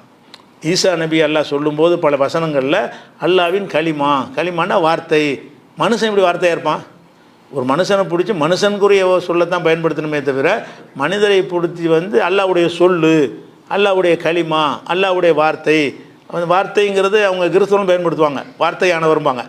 ஈசா இயேசுநாதரை சொல்லும்போது அவங்க என்ன செய்வாங்க, வார்த்தையானவர்னு அவங்களும் பேச்சு வழக்கில் வச்சுக்கிறாங்க. அவங்க வேதங்களில் அந்த வார்த்தையும் பயன்படுத்தப்படுதுன்னு விளங்குது. அது மாதிரி இருக்குது. நம்ம இதுலேயும் களிமாண்ட வார்த்தை தானே. அப்போ ஈசா நபியை பற்றி சொல்லும் பொழுது களிமாங்கிற சொல்லை கொண்டு அல்லாஹ் என்ன செய்கிறான்னா பல இடங்களில் சொல்லி காட்டுறான். அதே மாதிரி இன்னொன்று சொல்லி காட்டுறான், அல்லாஹ்வுடைய ரூஹுண்டு ஒன்று சொல்லி காட்டுறான். ஒரே வசனத்தில் ரெண்டும் சேர்ந்து வரும். ஈசா நபி அவர்கள் அல்லாஹ்வுடைய களிமாவாகவும் அல்லாஹ்வுடைய ரூஹாவும் இருக்கிறார் அப்படின்னு வரும். இப்போ அல்லாஹ்வுடைய களிமாவாக இருக்கிறாருன்னா ஒரு களிமாங்கிறதுங்கிறது ஒரு பேச்சு. ஈசா நபிங்கிறவர் ஒரு மனித வடிவத்தில் உள்ள ஒரு படைப்பு, அவர் கண்ணுக்கு தெரியக்கூடிய ஒரு படைப்பு. பேச்சு என்பது கண்ணால் காண முடியாத 3 டைமென்ஷனில் வராதில்ல, அது 3 டைமென்ஷன் இருந்தால் தானே பார்க்க முடியும். 2 டைமென்ஷன் இருந்தால் கூட பார்த்துடலாம். ஒரு டைமென்ஷனே கிடையாது பேச்சுக்கு. என்ன இல்லை, ஒரு பரிமாணமே கிடையாது. காதால் மட்டும்தான் கேட்க முடியுமே தவிர இந்த மாதிரி இருக்கும், வட்டமாக இருக்கும், சதுரமாக இருக்கும் அப்படிங்கிறது கூட பேச்சு கிடையாது. அப்படி இருக்கிறதுனால ஈசா நபி அல்லாஹ் களிமான்னு சொல்கிறான்னு சொன்னால் அப்போ மனிதன் வந்து களிமாவாக இருக்க முடியாது. மனிதன் வந்து மனிதனாக தான் இருக்க முடியுமே தவிர மனிதன் வந்து ஒரு சொல்லாக ஒரு வார்த்தையாக இருக்க முடியாதுன்னு நல்லா விளங்குறது. ஏன் அந்த வார்த்தையெல்லாம் சொல்கிறான்னு கேட்டால் எல்லா மனிதர்களும் உருவாவதற்கு அதுக்கு வந்து ஒரு மெட்டீரியல் தேவைப்படுது. நீங்கள் நான் உருவாகிறதுக்கெலாம் இருக்குது, ஒரு ஆணுடைய உயிரணு தேவைப்படுது. அந்த உயிரணுவை கொண்டு தான் நம்மளாம் உருவாகிறோமே தவிர மூலப்பொருள் இல்லாமல் யாரும் உருவாகிறது இல்லை. இவருக்கு அந்த உயிரணு கிடையாது. அல்லாவோட ஆர்டர் மட்டும்தான். களிமாண்டா அல்லாவின் ஆர்டர், ஆகுங்கிற ஆர்டர். களிமாண்டா என்னது? ஆகுன்றவன் ஆயிரம். அப்போ ஈசா நபி மாத்திரம் என்ன எப்படி படைக்கப்படுறாருன்னு கேட்டால், எல்லா மனிதர்களும் படைக்கப்பட்டது மாதிரி படைக்கப்படாமல், எல்லா மனிதர்களுக்கும் உருவாவதற்கு எப்படி ஒரு ஆணுடைய உயிரணு தேவைப்படுதோ அந்த உயிரனுடைய எந்த தேவையும் இல்லாமல் அவர் உருவாகிறார். மூலப்பொருள் இப்போ இல்லை. எல்லாம் உங்களுக்கு எனக்கு மனிதர்கள் அத்தனை பேருக்கும் ஒரு மூலப்பொருள் இருக்குது. அந்த மூலத்திலிருந்து நம்ம என்ன செய்ய, ஹவ்வா அலைஹிஸ்ஸலாத்தை எடுத்தால் கூட அவருடைய விலா எலும்பிலிருந்து படைத்தாண்டு அது ஒரு மூலப்பொருள் இருக்க தான் செய்யுது. ஆதம் அலைஹிஸ்ஸலாம் எடுத்துக்கொண்டா கூட ஒரு மண்ணுங்கிற ஒரு மூலப்பொருள் இருக்க தான் செய்கிறது. ஆனால் இவருக்கு என்ன இல்லை, ஒரு மூலப்பொருளுமே கிடையாது. அப்போ இவர் தான் படைக்கப்பட்டதிலே ஒரு டிஃப்ரெண்ட்டாக இருக்கிறார். படைக்கப்பட்டதில் இவர் படைக்கப்பட்டதுக்கு மனுஷனை படைக்கிறது கூட ஆகுண்டு படைச்சிருக்கலாம்ல. ஆதம் அலைஹிஸ்ஸலாத்தை படைக்கும்போது கூட மண்ணுகள்லாம் எடுக்காமல் ஆகுண்டா ஆகிட்டு போயிட்டு நின்று எந்த நின்றுவார்ல. எல்லாம் நாடுனான்னு சொன்னால் அது மண்ணை குழைச்சி களிமண்ணில் படைக்கின்ற அவசியமா? தேவையே இல்லை. அல்லாவுடைய சக்தியின் அடிப்படையில் பார்த்தீங்கன்னா தேவையில்லை தானே. அல்லா என்ன செய்வான், ஆதமே ஆகும்பா ஆதம் வச்சு நின்றுவார். அப்படியே அவனுக்கு படைக்க இயலும். ஆனால் அப்படி படைக்கலை, என் கையால் படைத்தேன்னு நல்லா சொல்லி காட்டுறான்.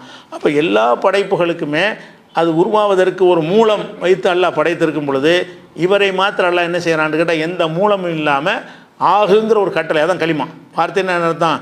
ஆகு உண்டாகுன்னு கட்டளை இட்டான், உண்டாயிட்டார், அவ்வளோதான். எதுலேருந்து எதுவும் ஒன்றும் இல்லாமல் உண்டாகும். எதுலேருந்து உண்டாகணுங்கிறான் நமக்கு உள்ளது தான், அல்லாவுக்கு கிடையாது. அல்லாவுக்கு எதுலேருந்து உண்டாக தேவையே இல்லை. ஒன்றும் இல்லாமல் என்ன செய்ய முடியும் அல்லாவால்? மண்ணிலேருந்து ஆதம் படைச்சான். மண் இப்படி வந்துச்சுன்னா ஒன்றும் இல்லாமல் தான் வந்துச்சு. அப்படி கேளுங்க. மண்ணிலேருந்து ஆதம் படைச்சுவிட்டான், சரி. இந்த மண் உண்டாகணும்னு உண்டாயிருக்கும், அப்படி தானே? மண்ணை இப்படி படைச்சான் அல்ல, மண்ணை வேற ஒன்றுலேருந்து படைச்சானா? அப்படி சங்கிலி மாதிரி போயிட்டு இல்லாட்டி மண் ஆகணும்னு ஆகினது அது மாதிரி தான் இருக்குது.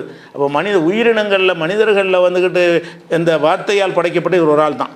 அதனால தான் அவங்க வேதத்திலையும் வார்த்தையானவர்னு இருக்குது போல இருக்குது. வார்த்தையானவர்ங்கிறான்ல, அல்லாவுடைய கட்டளையால் உருவானவர், ஆண் சேர்க்கை இல்லாமல் உண்டானவருங்கிறதுக்காக வேண்டி சொல்லப்படுது. இது ஒரு வார்த்தத்தில் அந்த களிமாங்கிற வார்த்தையை பயன்படுத்துகிறான்ல, அதுக்கு நேரடி அர்த்தம் செய்யக்கூடாது. வார்த்தையாவெலாம் அவர் இருக்கலை, வார்த்தையால் உண்டானவராக இருந்தார்.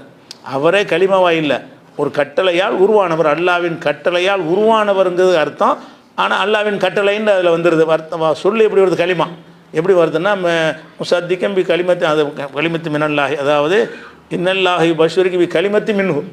மரியம் அலைஹிஸ்ஸலாத்துக்கு போய் மலக்குமாரெலாம் சொல்கிறாங்க, அல்லாஹ் உங்களுக்கு நற்செய்தி சொல்கிறான். என்ன நற்செய்தி?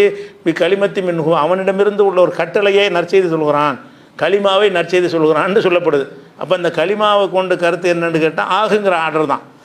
அந்த மரியமுடைய கருவறையில் நீ உண்டாகு அப்படின்னு ஒரு கட்டளை இட்டுட்டான்ல, அதுக்கு தான் அந்த களிமாங்கிற வார்த்தையை எல்லாம் சொல்லி காட்டுறான். அதே மாதிரி ரூஹுங்கிற வார்த்தையை எல்லாம் சொல்லுவான். ரூஹுன்னு சொன்னால் உயிர், அல்லாவுடைய உயிர்ன்றவன். அதை வச்சு தான் இறை மகன்லாம் எடுத்துக்கிறாங்க. ரூஹு மின்ஹுண்டவனு அவனிடமிருந்து உள்ள உயிராக இருக்கிறார், அவனிடமிருந்து உள்ள உயிரினோன்னு என்ன செய்கிறாங்க? இப்போ அல்லாவுடைய ரூஹுண்டா யார்? அல்லாவுடைய ரூஹுன்னா அல்லாவாக தானே இருக்கணும். அல்லாவுடைய ரூஹுன்னா அல்லாவுக்கு சொந்தமான ஒரு ரூஹு. அந்த ரூஹு தான் இவருன்னு சொன்னால் என்ன வச்சேன், அதுலேருந்து ஒரு பாட்டை பிரித்து எல்லாம் கொடுத்துட்டாங்கிற மாதிரி ஒரு அர்த்தத்தில் என்ன செய்கிறாங்கன்னா, ரூஹு மினல்லான்லாம் வருது, ரூஹுல்லான்லாம் வருதில்ல, அந்த மாதிரியான வசனங்கள்லாம் பின்னாடி எடுத்து காட்டுறான்.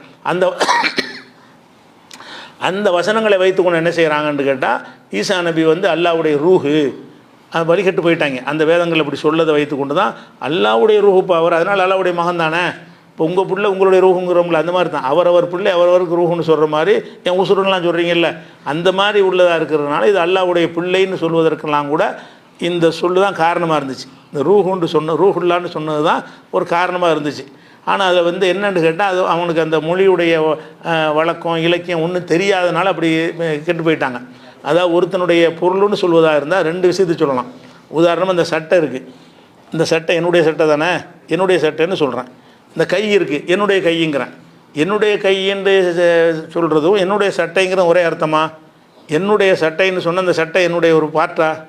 என்னுடைய சட்டை நான் சொல்லுவேன், இந்த சட்டை என்னுடைய உறுப்பா? இது என்னில் ஒரு அங்கமா? இந்த சட்டை இல்லாமல் நான் இல்லை காண போயிடுவேனா? இந்த சட்டை எடுத்தால் எனக்கு வலிக்குமா? சட்டைங்கிறது எனக்கு உடைமையான பொருள்னு அர்த்தம். என்னுடைய கை என்பது என்னுடைய உடைமை கிடையாது, என்னுடைய அங்கமாக இருக்கக்கூடிய கை. ரெண்டுமே என்னுடைய தான். என்னுடைய கை என்பதுலையும் என்னுடைய சட்டை, என்னுடைய பேனா, என்னுடைய சேரு, என்னுடைய டேபிள்னு சொல்கிறோம்ல, இந்த இதுலேயும் என்ன அர்த்தம்னு கேட்டால் ரெண்டுலேயுமே என்னுடைய தான் வருது. ஆனால் என்னுடைய லேப்டாப்னு சொல்லும்போது என்ன அர்த்தம்?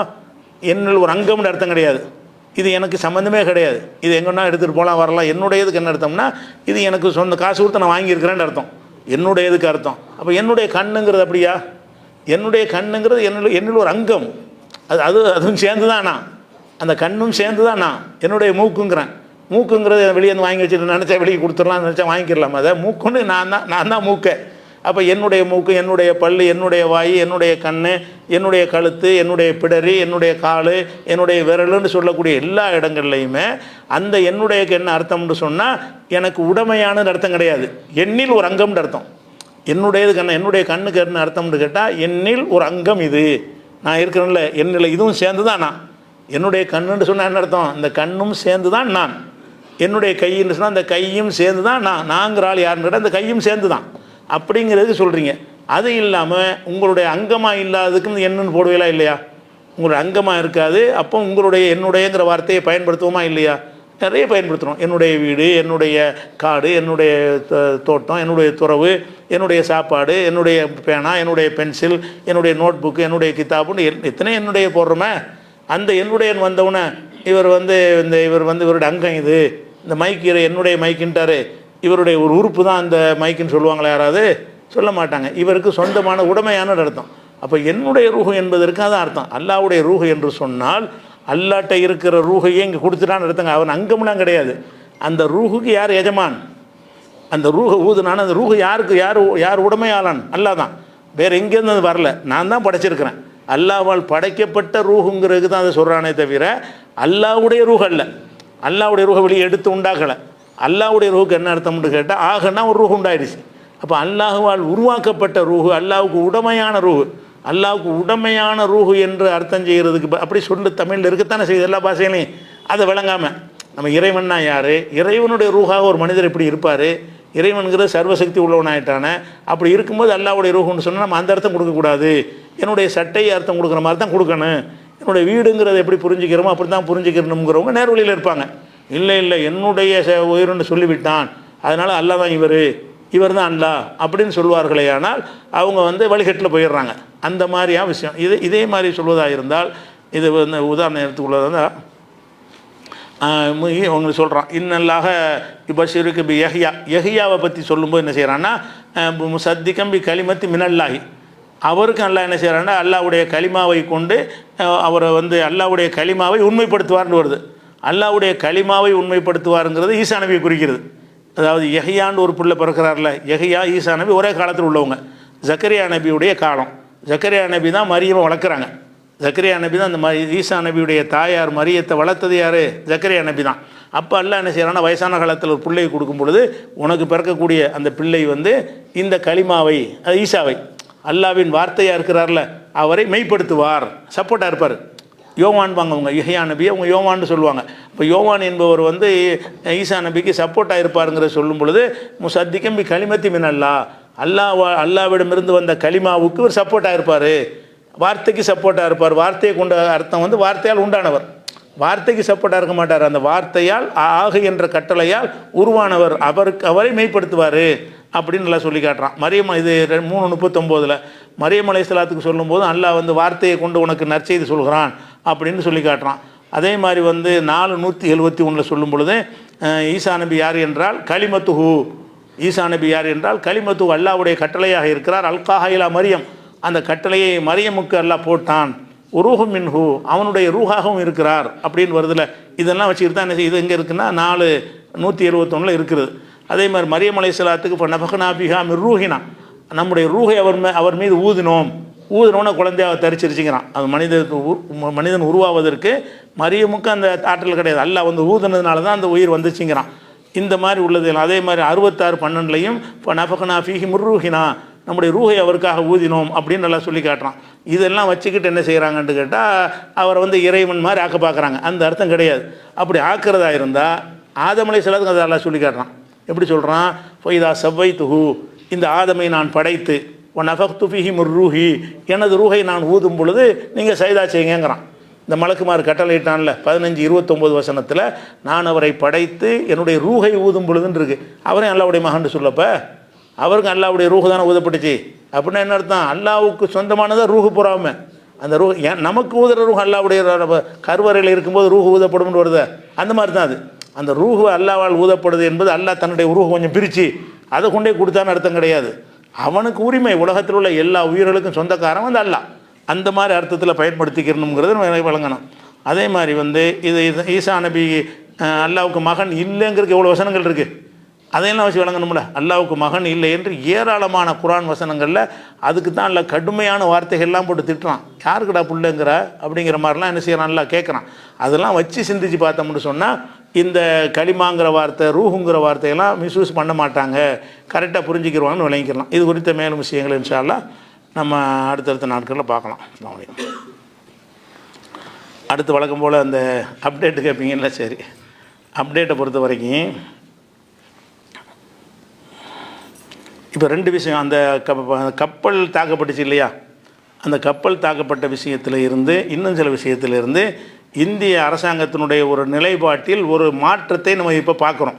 இந்திய அரசாங்கத்தில் என்ன மாற்றம்னு சொன்னால், அவர் கொல்லப்பட்ட உடனே என்ன செஞ்சாங்கன்னு கேட்டால் இவங்க நினச்சாங்க, இந்தியா நினச்சிட்டு இல்லை, மோடி நினச்சார், என்ன நினச்சா ஆளை காலி பண்ணிட்டதுனால இனிமேல் ஈரான் வந்து கம்ப்ளீட்டாக போயிடும், இஸ்ரேல் அமெரிக்கா கையில் எடுத்துரும்போது என்ன செய்யணும்னா நமக்கு சார்பான ஒரு நாடாக போயிடும், இதுக்கே மட்டும் அந்த ஆளுக்கு போய் அனுதாபம் தெரிவிக்க அப்படின்ட்டு அவங்க இருமாப்பாக இருந்தாங்க. மோடி அங்கேயும் பேசிட்டு வந்தார்ல, போய் அவன் தகப்பனார் நாட்டில் போய் என்ன செஞ்சார், பேசிட்டு வரும்பொழுது அவன் சொல்லியிருப்பாங்க சீக்கிரம் போட்டு தள்ளிடுவோன்னு சொல்லியிருப்பாங்க.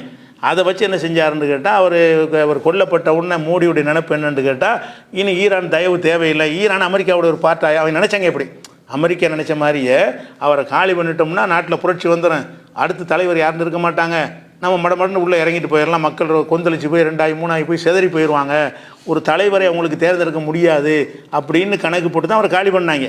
அந்த மாதிரி ஆனவன் என்ன செஞ்சாங்கன்னு கேட்டால் அப்போ தான் வருத்தம் கூட தெரிவிக்கலை, ஒரு கண்டனம் தெரிவிக்கலை. எதுக்கு அவருடைய கொலை செய்யப்பட்டது கண்டனம் எதுவுமே தெரிவிக்கலை.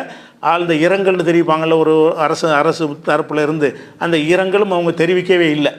ஆனால் அதுக்கு பிறகு என்ன ஆச்சுன்னா நிலைமை மாறி போச்சா. இப்போ அவங்க நின்று தாக்கு பிடிக்கிறாங்க, அமெரிக்கா அடிச்சிருவாங்க போல் இருக்குன்னு வந்த உடனே ஆஹா ஒருவேளை அவங்க கை ஓங்கிருச்சுன்னு சொன்னால் அப்போ ஈரானை பாய்ச்சிட்டு இருக்க முடியாதுன்னு நினச்சி என்ன செய்கிறாங்கன்னா இப்போ அதுபோக இந்த கப்பல் தாக்கப்பட்ட விஷயம் வந்த உடனே ஒரு பெரிய சந்தேகத்தை ஏற்படுச்சா. உடனே என்ன செய்கிறாருன்னு கேட்டால் ரொம்ப நாளைக்கு பிறகு அவர் கொல்லப்பட்டு எட்டு நாள் ஆச்சா, அவர் கொல்லப்பட்டு 8 நாள் ஆச்சுன்னு நினைக்கிறேன், 8 9 நாள் ஆகுதா. அப்போ 9 நாளைக்கு பிறகு என்ன செய்கிறாருன்னு கேட்டால் ஜெய்சங்கர் என்ன செய்கிறாரு, அவர் தான் வெளியுறவுத்துறையுடைய அமைச்சர், அவர் என்ன செய்கிறாருன்னா அவங்களுக்கு ஈரானுடைய அதிபருக்கு ஃபோன் இவர் தான் வெளியே போய் ஃபோன் பண்ணி பேசி நாங்கள் ரொம்ப வருத்தப்படுறோம், எதுக்கு இவர் இப்போ எத்தனை நாளைக்கு பிறகு 9 நாளைக்கு பிறகு அவருடைய கொலையில் நாங்கள் வருத்தப்படுகிறோம் கவலைப்படுகிறோம் அப்படின்னு சொல்லிட்டு ஒரு அனுதாபத்தை போடுறாங்க. 2வது அந்த ஈரானுடைய தூதரகம் டெல்லியில் இருக்குது, அதில் என்ன செய்வாங்கன்னா ஒவ்வொரு நாட்டுடைய தூதர்களாக போய் அந்த இரங்கல் புத்தகம்னு ஒன்று வச்சுருப்பாங்க, அதில் ஒரு வாசகத்தை எழுதி சைன் பண்ணிட்டு வருவாங்க, இவருடைய சேவை நல்லா செஞ்சார், இவருடைய இழப்புக்கு நாங்கள் வருந்துகிறோம், அவங்களுக்கு தெரிஞ்ச மாதிரி வார்த்தையை எழுதி ரிட்டன்லேயும் கொடுப்பாங்க. அந்த அனுதாபத்தை வாயினாலையும் சொல்லுவாங்க. அதே மாதிரி இவங்க இந்திய அரசாங்கம் என்ன செய்யுதுன்னு கேட்டால் அந்த தூதரகத்துக்கு போய் எல்லாம் 9 நாளைக்கு பிறகு தூதரகத்தில் போய் அந்த இரங்கல் புஸ்தகத்திலும் எழுதும்போது இவங்க நினச்சபா நடக்கலன்னு வழங்குது. மோடி போனது வழங்குதுன்னா முதல் என்ன நினச்சாருன்னு கேட்டால் ஈரான் அவுட், இனிமேல் ஈரான்ங்கிறது அமெரிக்காவோட ஒரு மாநிலமாக போயிடும், அவங்கள நம்ம சார்ந்து இருக்கணும், இனிமேல் ஈரானுக்கு கொமேனிக்கெல்லாம் ஒரு வேலை இல்லை, அவர் தனி நாடு அது கிடையாதுங்கிற மாதிரி ஒரு நினச்சிக்கிட்டு தான் அவ்வளோ செஞ்சது. அந்த ஒரு பக்க சார்பாக முடிவு எடுத்தது. அப்புறம் என்ன ஆச்சுன்னா இந்த மாதிரி ஒன்று செஞ்சுட்டாங்க. அதுக்கடுத்து என்ன செய்கிறாருன்னு கேட்டால் இந்த கப்பல் தாக்கப்பட்டதுக்கு அதுக்கும் விளக்கம் சொல்லியிருக்காரு. இல்லை நாங்கள் எங்களை மீறி எங்களுக்கு தெரியவே செய்யாது, நாங்கள் அதை காப்பாற்றுவதற்காக வேண்டி எங்களுக்கு உதவிக்கரம் கேட்டு வந்த உடனே 2 இராணுவ கப்பலை அனுப்புனதெல்லாம் அவங்க இலங்கையெல்லாம் காப்பாற்றி முடிச்ச பிறகு தான் அனுப்பியிருக்காங்க. அதை வச்சு அவரை கன்வின்ஸ் பண்ணுறாங்களாம், நாங்கள் உங்கள் படகு தாக்கப்பட்டதை கேள்விப்பட்ட உடனே கொச்சியிலேருந்து ஒரு இராணுவ கப்பல் அந்த பகுதியில் சுற்றிக்கிட்டு இருந்த இராணுவ கப்பலை அனுப்பி அவங்கள தேடுவதற்கு முயற்சி பண்ணினோம், எங்கள் விமானங்களை அனுப்பி எங்கெங்கெல்லாம் மிதந்துக்கிட்டு இருக்குது உடல், அந்த மாதிரி அவங்க தவிச்சிக்கிட்டு இருக்கிறாங்க, தத்தளிக்கிறாங்க என்பதெல்லாம் கண்டுபிடிக்கிறதுக்காக எல்லாம் செஞ்சோங்கிறார். ஒரு ஆளை கண்டுபிடிக்கல, ஒரு உடல் எடுக்கல, அது ஒரு விஷயம். ஒரு உடலை எடுக்கவும் இல்லை, ஒரு ஆள் கண்டுபிடிக்கவும் இல்லை, எல்லாம் செஞ்சு முடிச்சுட்டாங்க. இருந்தாலும் நாங்கள் உங்களுக்கு எதிரி இல்லைங்கிறாலாம். எப்படி நாங்கள் உங்களுக்கு எதிரி கிடையாது அப்படின்னு காட்டுவதற்காக வேண்டி இந்த ஒரு பாஷையும் போட்டுவிட்டு அடுத்து என்ன செய்கிறாருன்னு கேட்டால் கடற்படைக்கு சொந்தமான நீண்ட தூர கண்காணிப்பு விமானங்கள்லாம் நாங்கள் அனுப்பியிருந்தோம்னா சொல்லிவிட்டு கடைசி என்ன செய்கிறாருன்னு கேட்டால் அதனால் நமக்குள்ள உறவு எப்பவும் நீடிக்கட்டும், அந்த ஹுர்முஸ் வழியாக நம்மளை கொஞ்சம் அனுமதிச்சிருங்க. எப்படி பாயிண்ட்டு, அந்த ஹுர்முஸ் நீரிலையில் சீனாவுக்கு கொண்டு அனுமதி கொடுத்தாங்கல்ல, அதை பேசியிருக்கிறாங்க. வெக்கம் இல்லாமல் ஹுர்முஸில் அது அடைச்சிட்டானா எல்லாம் போயிடும், இந்தியாவுக்கு ஒன்றுமே இல்லாமல் போயிடும். அதனால் சீனாவுக்கு கொடுத்த மாதிரி என்ன செய்யுங்க, எங்கள் கப்பலுக்கு மட்டும் கொஞ்சம் விதிகளை கொடுங்கன்றவுடனே அவங்க வெளுத்ததெல்லாம் பாலங்கிறத நம்பிட்டாங்கன்னு நம்பிடுவானோ ஏமாளிகள். அந்த வகையில் ஈரான்காரன் அநேகமாக நம்பின மாதிரி தெரியுது பார்த்தோம்னு சொன்னால் இவங்களுக்கு அந்த அனுமதி கொடுப்பாங்க போல இருக்குது அப்படிங்கிற மாதிரி தான் ஊடகங்களில் சொல்கிறாங்க. இது அந்த கப்பல் சம்பந்தமான ஒரு விஷயம். அதே விஷயம் என்னென்னு கேட்டால், அந்த கப்பல் விஷயம் மாதிரி இன்னொரு கப்பலை அங்கே அனுப்பியிருக்காங்க ஈரான். அது எங்கே எந்த இலங்கை இடத்துல வச்சு தாக்குனாங்களோ அந்த இடத்துக்கு ஒரு இராணுவ கப்பல் அங்கே போயிருக்கு நேற்று. அதே கடல் இடத்துக்கு எந்த இடத்து தாக்குனாங்களோ எதுக்கு போகிறான்னு கேட்டால் அது 2 அர்த்தம் இருக்குது. ஒன்று அந்த காயம்பட்டவங்க, ஆஸ்பத்திரியில் இருக்கிறவங்க, அந்த உடல், அந்த மூழ்கின கப்பல் முழுசாகவும் மூழ்கிக்கிட்டு இருக்கும்போதே இலங்கை படை என்ன செய்யுதுன்னா அதை அந்த டோன் போட்டு இழுத்துட்டு வந்துட்டாங்க. கப்பலை கரைக்கு கொண்டு வந்துட்டாங்க. அதில் சரக்கெல்லாம் இருக்கும்ல, இராணுவ கப்பல்னு சொன்னால் அதுகள்லாம் கையில் சிக்கிடக்கூடாது அப்படிங்கிற அதெல்லாம் பெறுவதற்காக கூட வந்திருக்காங்கன்னு சொல்கிறாங்க. என்ன செய்கிறாங்கன்னு கேட்டால், இலங்கை அரசாங்கத்திட்ட கேட்டு உங்கள் இடத்துல உங்கள் துறைமுகத்தில் நாங்கள் தங்குறோம், எங்களுக்கு அனுமதி கொடுங்கன்னு அனுமதி கொடுத்துட்டாங்க. அந்த இடத்துல அனுமதி கொடுத்தவொன்னே இப்போ என்ன செய்கிறாங்கன்னு கேட்டால், அந்த பாடிகளுக்கு சிகிச்சை பண்ணுறது, எப்படி அந்த நாட்டுக்கு கொண்டு போகிறது, அந்த விஷயங்கள்லாம் பேசுவாங்கள்ல, அதுக்கு வந்திருக்காங்க. ஒன்று. 2வது என்ன செய்கிறாங்கன்னு கேட்டால், அந்த கப்பல் வந்ததை வச்சு சர்வதேச நிபுணர்களுடைய கருத்து தான் இது ஊகமாக சொல்கிறது தான். அவங்க நிபுணர்கள் என்ன கருத்து சொல்கிறாங்கன்னு கேட்டால், நீ கப்பலை அடிச்சிடணும் பயந்துரும் நினைக்காத, அதை இடத்துக்கு நான் வர்றேன் அட்ரா பார்ப்போம் அப்படிங்கிற மாதிரி காட்டுறதுக்கு தான் வந்திருக்கேன். இதையும் அடிக்கலாம்ல, அந்த கப்பல் அடித்த மாதிரி இதையும் அடிக்கலாம்ல, ஏன் அமெரிக்கா அடிக்கலை? அங்கேருந்து எவ்வளோ தூரம் புறப்பட்டு வந்திருக்காங்க. இங்கேருந்து இந்தியாவிலேருந்து இலங்கைக்கு வரது அடிச்சுவிட்டான். அங்கேருந்து 2000 கிலோமீட்டர் வரும்போது அவ்வளோ இடத்துல அடிக்க முடியாதா? அவனை அடிக்கலை. ஏன்னு கேட்டால், அந்த கப்பலை அனுப்பும்போது அந்த கப்பலை ஜிபிஎஸில் கண்காணிச்சிக்கிட்டே மேலேருந்து ஏவுகணை வச்சுக்கிட்டு இருக்கிறாங்க. அமெரிக்கா வந்துச்சுன்னா அங்கேருந்து ஏவுகணை வச்சு அடி தள்ளிடுவாங்க. அதுக்கு தான் அமெரிக்காவை அந்த வலையில் வர வைக்கிறதுக்கு தான் அவங்க போயிருக்கிறாங்க. அப்படி வந்தார்கள்னு சொன்னால் அமெரிக்கா அடிச்சிடணும்னு வந்தாங்க. அமெரிக்கா இப்போ செய்யலை. அந்த கப்பல் அடித்த மாதிரி இதுவும் இராணுவ கப்பல் தானே, இதில் 100 பேர் இருக்கிறாங்க. இப்போ 100 பேர் கொண்ட ஒரு கப்பல் வருகிறது, அவங்க செஞ்சாங்கன்னா எங்கள் மக்களை பாதுகாத்துக்கிறக்காண்டி வர்றோன்னு காரணம் சொல்கிறாங்க. இருந்தாலும் அப்படி தைரியமாக உணர்ச்சி வருவானா? அமெரிக்கா ஏற்கனவே அடிச்சிருக்கிறான், அந்த இடத்துல அடிக்க வாய்ப்பு இருக்கிறது. நம்ம நாட்டிலேருந்து வெகு தொலைவில் நம்ம இருக்கிறோம். அப்படிப்பட்ட இடத்துல அடிச்சு விட்டானா என்ன செய்யறதுன்னு பயப்படத்தானே செய்வான் யாரும். இவங்க பயம் இல்லாமல் வர்றாங்க. இப்போ இலங்கை வரைக்கும் இலங்கையில் போய் அங்கே இருக்க அந்த கப்பல் முகாமிட்டு இருக்குது. அதை வச்சு பார்க்கும் பொழுது இந்த அமெரிக்கா பயந்துருக்கிறான். அவனை அடித்தோம்னு சொன்னால் அடித்த கப்பல் அங்கேருந்து உடனே அடிச்சிருவாங்க. சேட்டலைட்டில் பார்த்து ஜிபிஎஸ்சில் அந்த கப்பலுக்கு போட்டிருப்பாங்க. இதை கண்காணிச்சுட்டே இருப்பாங்க. இந்த கப்பல் எங்கேயெல்லாம் போகுது அதெல்லாம் அவனுக்கு தெரியும். ஈரானில் விழுந்துக்கிட்டே பார்த்துக்கிட்டு இருப்பான். அதை அருகில் ஏதாவது வந்துச்சுன்னு சொன்னால் அவன் தாக்குறதுக்கு முன்னாடி அவன் அங்கேருந்து தாக்கிப்படுவான். ஏவுகணையே வீசி தாக்கிடுவாங்கிற அளவுக்கு செட்டப் இருந்ததுனால தான் தைரியமாக வந்தாங்க. இது ஒரு விஷயத்தை விளங்கிக்கிறேன். அடுத்த விஷயம் என்னென்னு கேட்டால்,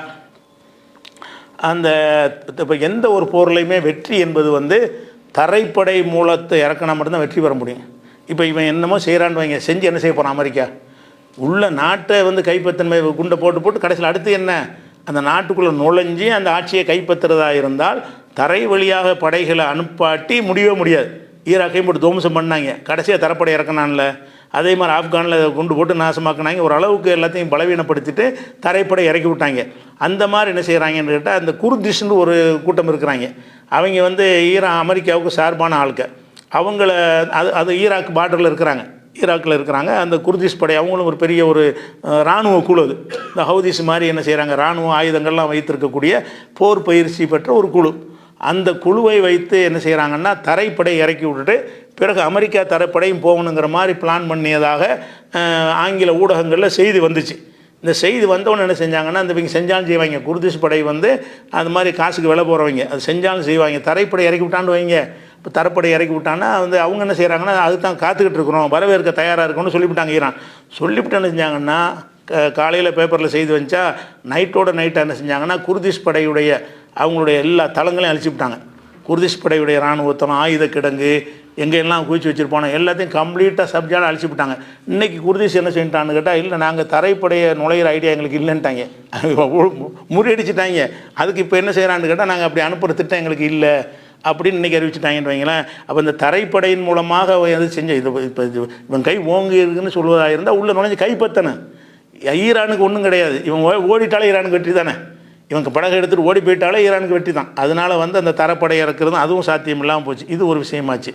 அடுத்ததாக முக்கியமான ஒரு விஷயம் என்னென்னு கேட்டால், இந்த இந்த இது இந்த ஊழல் சொல்லிக்கிட்டு இருக்கும்போது என்ன செய்கிறாங்கன்னு கேட்டால், நம்மளில் உள்ள இந்த சலவி கூட்டம் என்ன செய்யணும்னா, இப்போ அதே மேட்டை எடுத்துக்கிட்டு ஆடுறாங்க. ஷியாக்கள் இவங்க எப்படிப்பட்டவங்க தெரியுமா, எத்தனை பேரை நம்மளை கொண்டு குவித்திருக்கிறார்கள் தெரியுமாண்டு பெரிய விவரம் தெரிஞ்சவங்க மாதிரி என்ன செய்கிறாங்க, அதை பேசுகிறாங்க. அதாவது ஷியா சன்னி 2 பேருக்கு மத்தியில் சண்டைகள் நடந்திருக்குது. ரெண்டுமே வந்து அந்த கொள்கைக்கு நடந்தது கிடையாது. நீ ஆட்சி பண்ணணுமா நான் ஆட்சி பண்ணணுமா தான் அந்த சன்னி சண்டையும் அதுக்கு தான் நடந்தது. ஷியா சண்டை எதுக்கு நடந்துச்சுன்னா ஷியா கொள்கை இப்போ திணிக்கிறதுக்கு பண்ணலை. இந்த சன்னி கொள்கைக்கு பண்ணுறவனா சன்னியில் நம்பிக்கை உள்ளவனா, சவுதியில் அந்த கொள்கையில் நம்பிக்கை உள்ளவனா, அவன் உலகாதேவாதி. அவன் எதுக்கு செய்கிறான்னு கேட்டால் ஷியா சன்னின்னு ஒரு இனம் மாதிரி ஆகிட்டாங்க, ரெண்டு ஜாதி மாதிரி அப்படி ஆக்கப்பட்டுருச்சு. அதனால் உன் ஆட்சி வேணுமா ஏன் ஆட்சி வேணுமாங்க சண்டை போடுவாங்களே தவிர ரெண்டு பேருமே அந்த அந்த கொள்கையை நிலைநாட்டணும், அம்புட்டு பிறகு சுன்னத் ஜமாத் ஆக்கிரணுன்னு அவன் பண்ண மாட்டான். அவன் அம்புட்டு பிறகு ஷியா வாக்கணும்லாம் பண்ண மாட்டான். அந்த இடத்த நான் கைப்பற்றிக்கிறணும், ஆட்சி எங்கையில் இருக்கணும், ஆட்சிக்கு தான் சண்டை போட்டுக்கிட்டாங்க. இது சாதாரண ஒரு பொது அறிவு உள்ளவன் இப்போ புரிஞ்சிக்கிற ஒரு விஷயந்தான். இப்போ ஈரானை வந்து இப்போ அதில் போய் தாக்குறான, சவுதியில் போய் சில நாடுகளில் தாக்குறான, ஷியா கொள்கையை தாக்குறான். கொள்கை மேட்டரே கிடையாது, நீ ஏன்டா அமெரிக்கா வச்சுருக்கேன்னு பல காரணத்துக்கு தாக்குவாங்க. உடனே இது ஷியாக்கள் எவ்வளோ பேரை தாக்கியிருக்காங்க தெரியுமான்னு சொன்னால் எப்படி இருக்கும் அப்படி சொல்கிறாங்க. ஷியாக்கள் சண்டையில் ஷியாக்களால் சில பேர் கொல்லப்பட்டிருக்கிறாங்க. ஆனால் இவங்க என்ன பண்ணுறாங்கன்னா ஆடியோ போடுறாங்க, வீடியோ போடுறாங்க, பதிவு போடுறாங்க. எத்தனை பெரிய லட்சக்கணக்கான மக்களை கொன்று குவித்து விட்டார்கள் தெரியுமா, அப்படி இப்படின்னு போய் அம்பிட்டு போய் அப்படி அவங்க என்ன செஞ்சாலும் லிஸ்ட்டு கேட்டால் லிஸ்ட்டு ஒன்று தரமாட்டேங்கிறான். ஆனால் வரலாற்றில் எடுத்து பார்த்தீங்கன்னா ஷியாவுடைய தாக்கன்னு சொல்கிறீங்கல்ல, ஷியாங்கிறவங்க வந்து எப்போது ஆட்சி பொறுப்புக்கு வர்றான், அதாவது ரசூலுல்லாஹ் மூத்தா போன பிறகு 4 ஹலீஃபாக்களை விட்டுருங்க, 4 ஹலீஃபாவுக்கு பிறகு முஆவியா வந்து ஆட்சிக்கு வர்றாரா, அதில் தானே வருது அந்த ஷியா பிரச்சனை கிட்ட தான் வருது. முஆவியா ஆட்சிக்கு வந்ததுலேருந்து உமையாக்களுடைய ஆட்சி 661வது ஆண்டு அவர் ஆட்சிக்கு வர்றாரு. 750 வரைக்கும் அவங்களுடைய ஆட்சி தொடருது. இந்த காலகட்டத்தில் எங்கேயாவது ஷியாக்கள் மேலே தாக்கல் நடந்துச்சா, இல்லை ஷியாக்கள் ஆட்சி பண்ணானா, ஷியாக்கள்கிட்ட அதிகாரம் இருந்துச்சா, இல்லை. ஆனால் ஷியாக்களை ஒடுக்கினாங்க. அதான் 661லேருந்து 750 வரைக்கும் இந்த ஷியாவில் உள்ளவங்க ஆட்சிக்கு வரக்கூடாதுங்கிறதுக்காக செஞ்சாங்களே தவிர ஷியா ஒரு பகுதியில் அதிகாரத்தை வச்சுருந்தா தானே எது தாக்குதல் பண்ணுவான். ஷியாட்ட எந்த ஆட்சியுமே இருக்கலை எப்போ வரைக்கும், 750 வரைக்கும். 750 என்ன செய்யுதுன்னா அப்பாசியாக்களுடைய ஆட்சி வருது. அதாவது 750 வந்து இந்த கிபி கணக்கில் ஹிஜ்ரி இல்லை, கிபி 750லேருந்து 1258 வரைக்கும் அப்பாசியாக்களுடைய, அது வரைக்கும் ஷியா ஆட்சி கிடையாது.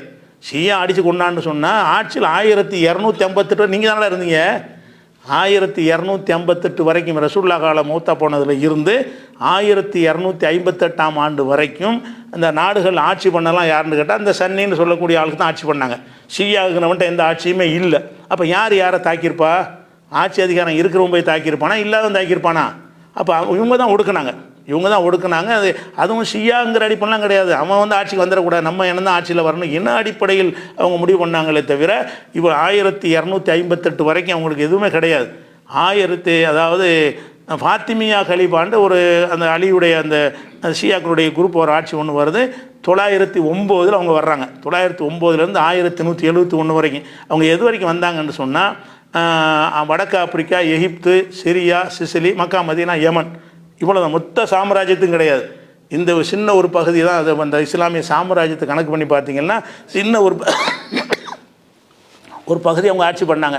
அந்த நேரத்தில் சண்டைகள் நடந்தானே இவங்களும் தாக்கியிருக்கிறாங்க, அவங்களும் தாக்கியிருக்கிறாங்க, அது மாதிரி நடந்திருக்குன்னு வைங்களேன்.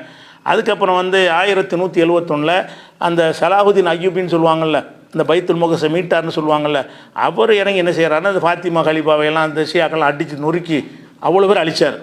ஃபாத்திமியா ஷியாக்கள் அழிச்சிருக்கான் சில சண்டையில். இவன் ஷியா தான் செஞ்சான்னு சொல்லிக்கல. ஷியாவுக்கு ஒரு ஆட்சி அதிகாரமே இல்லையே.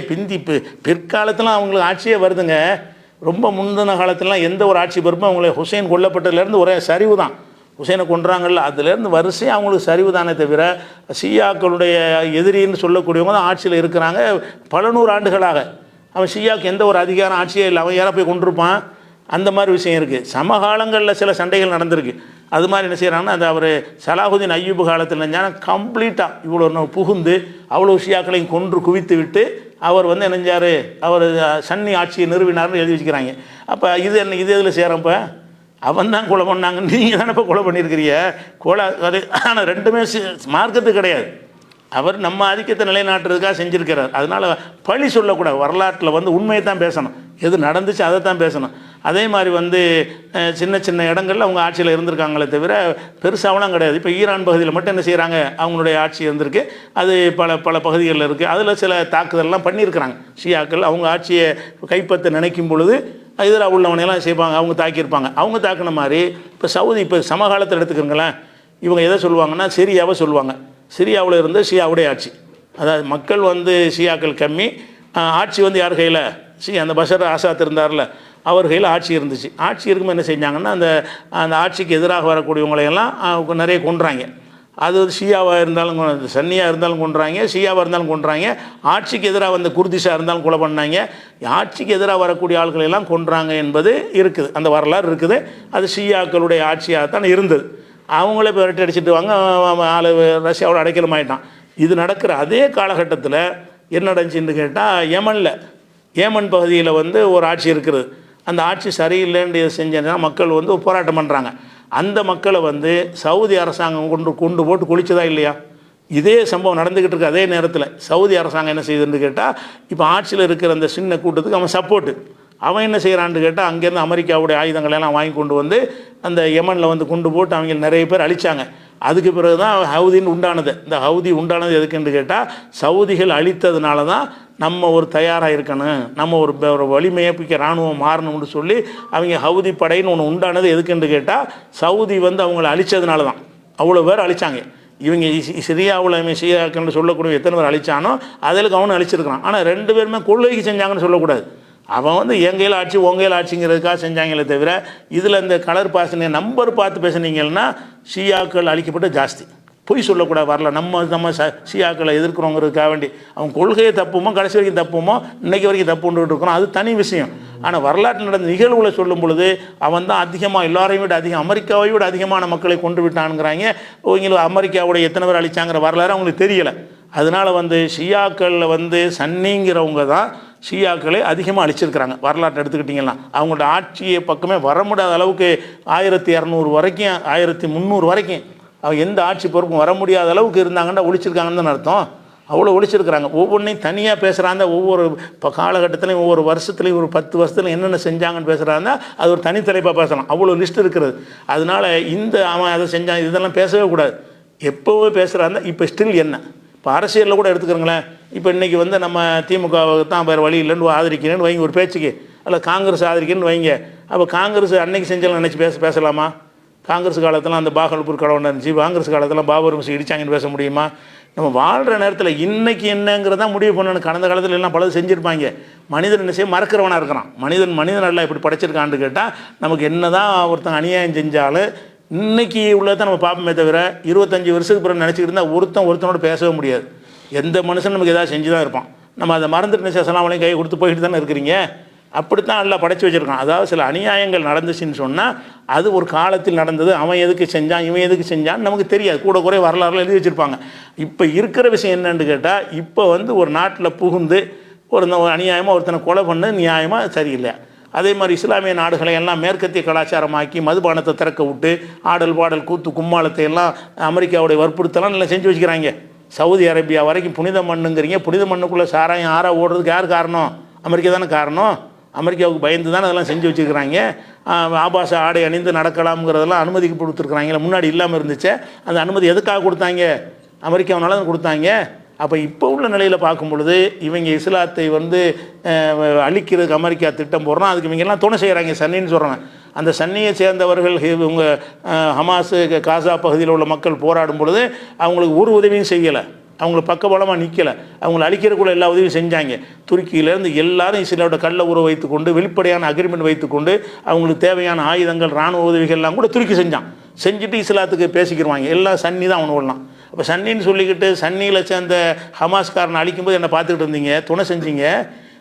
பச்சை தண்ணி கிடைக்காம கஷ்டப்பட்டாங்களே, அப்போ கூட ஒன்றும் செய்யலையே. இவனுக்கு கிடைக்கணுங்கிறதுக்காக வேண்டி இஸ்ரேலுக்கு ஜாமான் கிடைக்கிறதுக்காக வேண்டி அவ்வளோ முஸ்லீம் எடுத்தாங்க. அதனால் இவன் அந்த நேரத்தில் இவன் ஒருத்தன் தான் சன்னின்னு அந்த ஷியான்னு பார்க்காம அவங்களுக்கு உதவி செஞ்சான். இதெல்லாம் நினச்சி பார்க்கணும். அமெரிக்கா நுழைய விட்டோம்னு சொன்னால் உலகத்தில் எந்த பகுதியிலும் இஸ்லாம் இருக்காது. இஸ்லாமை அழிக்கிறது அவனுடைய நோக்கம். நாங்கள் அந்த கடவுளுடைய காடு எங்களை தேர்ந்தெடுத்திருக்காருன்னா சொல்கிறான். சிலுவை யுத்தம்லாம் சொன்னாங்க. இந்த இஸ்லாத்தோட சண்டை வரும்போதெல்லாம் என்ன செய்வாங்கன்னா சிலுவை தூக்கிடுவாங்க, சிலுவை யுத்தம்னு சொல்லி. அந்த அளவுக்கு இஸ்லாத்துக்கு எதிரான நிலைப்பாடை ஒருத்தன் எடுத்துக்கிட்டு அழிச்சிக்கிட்டு இருக்கிறான். அவனை எதிர்த்து ஒருத்தன் தான் நெஞ்சியை உயர்த்தி குரல் கொடுக்குறான். அவன் யாருன்னு நம்ம பார்க்க தேவையில்லை, அவனுடைய கொள்கை நம்ம ஆதரிக்கலை. அவனை தவிர யார் எதிர்த்து நிற்கிறா? எல்லாம் உரண்டு பயந்து ஓடிட்டாங்க. அந்த மாதிரி நேரத்தில் நிற்கும்போது என்ன செய்கிறாங்கன்னு கேட்டால், அதை மறக்க முடியுமான்னு எத்தனையோ மறந்துட்டீங்க. இப்போ எத்தனை விஷயங்களை மறந்துட்டு நீங்கள் என்ன செய்கிறீங்க, பல அரசியல் நிலைப்பாடெல்லாம் பல விஷயங்கள் எடுக்கிறீங்களே. அந்த கட்சியில் உள்ள அந்த கட்சிக்கு போகிறான், அந்த கட்சியில் உள்ள அந்த கட்சிக்கு போகிறான். அதுக்கு முன்னாடி பட்டியல் போட்டு குறை சொல்லியிருப்பாங்க. கருணாநிதி காலத்தில் என்ன செஞ்சால் தெரியுமா அப்படின்னு பேசுவாங்க. இப்போ திமுக ஆதரிப்பாங்க. எதுக்கு? அதுதான் மனிதன். இன்றைக்கி உள்ள ஸ்டில் இப்போ என்ன பிரச்சனை, இப்போ என்ன நடந்துக்கிட்டு இருக்கிறது? ஒரு நாட்டில் போய் இன்னொரு நாட்டு தாக்குறது நியாயமா? அங்கே உள்ள அப்பாவி மக்களை கொள்வது நியாயமா? பள்ளிக்கூடத்து குழந்தைகள் 170 பேரை கொண்டிருக்கிறான், அது நியாயமா? அந்த நியாயத்துக்கு அதற்கு சார்பாக நம்ம யார் பக்கம் நிற்கணும் அப்படி பார்க்க மாட்டேங்கிறாங்க. அதனால் இந்த ஷியா சன்னிலாம் பேசுகிறது தப்பான விஷயங்கள். ஷியாக்கள் சிலது செஞ்சதை விட சன்னின்னு சொல்லக்கூடியவங்க அதிகமாக செஞ்சுருக்கிறாங்க. அவங்கள ஆட்சி பக்கமே வர விடாத அளவுக்கு என்ன செஞ்சாங்க, ஒரு 600-700 வருஷ காலமாக அவங்கள அடக்கு முறையில் வைத்து தான் இருந்தார்கள். இவங்க வச்சுக்கிட்டு என்ன செய்கிறாங்கன்னு கேட்டால் அவன் தான் எங்களை ஜாஸ்தி அழிச்சாங்கிறாங்க. அப்போ அந்த வரலாறு யார் பேசுகிறது? இன்ஷா ரமலானுக்கு பிறகு அது ஒரு தொடராக பேசுகிற இந்த வரலாறு என்ன செய்யணும், அதுக்கு சொல்லி விளக்க வேண்டிய அவசியம் இருக்கிறது. அதனால் அந்த ஷியாங்கிறத நம்ம ஆதரிக்கவே இல்லை. நேற்று கூட நம்ம சொன்னோம், அவரை போய் அல்லா மாதிரி ஆக்க பார்க்குறாங்க, அவரை ரசூல்லா பரம்பரை, அதெல்லாம் சொல்லக்கூடாது. நம்ம சொல்லத்தான் செய்கிறோம், வரவு மீறாத. அவன் தைரியத்தை பாராட்டு, அவனுடைய தியாகத்தை போற்ற வேண்டியதான், அவ்வளோதான் சொல்கிறான். அதனால் இது ஒரு தகவலுக்காக சொல்லிக்கிறேன். அஸ்ஸலாமு அலைக்கும்.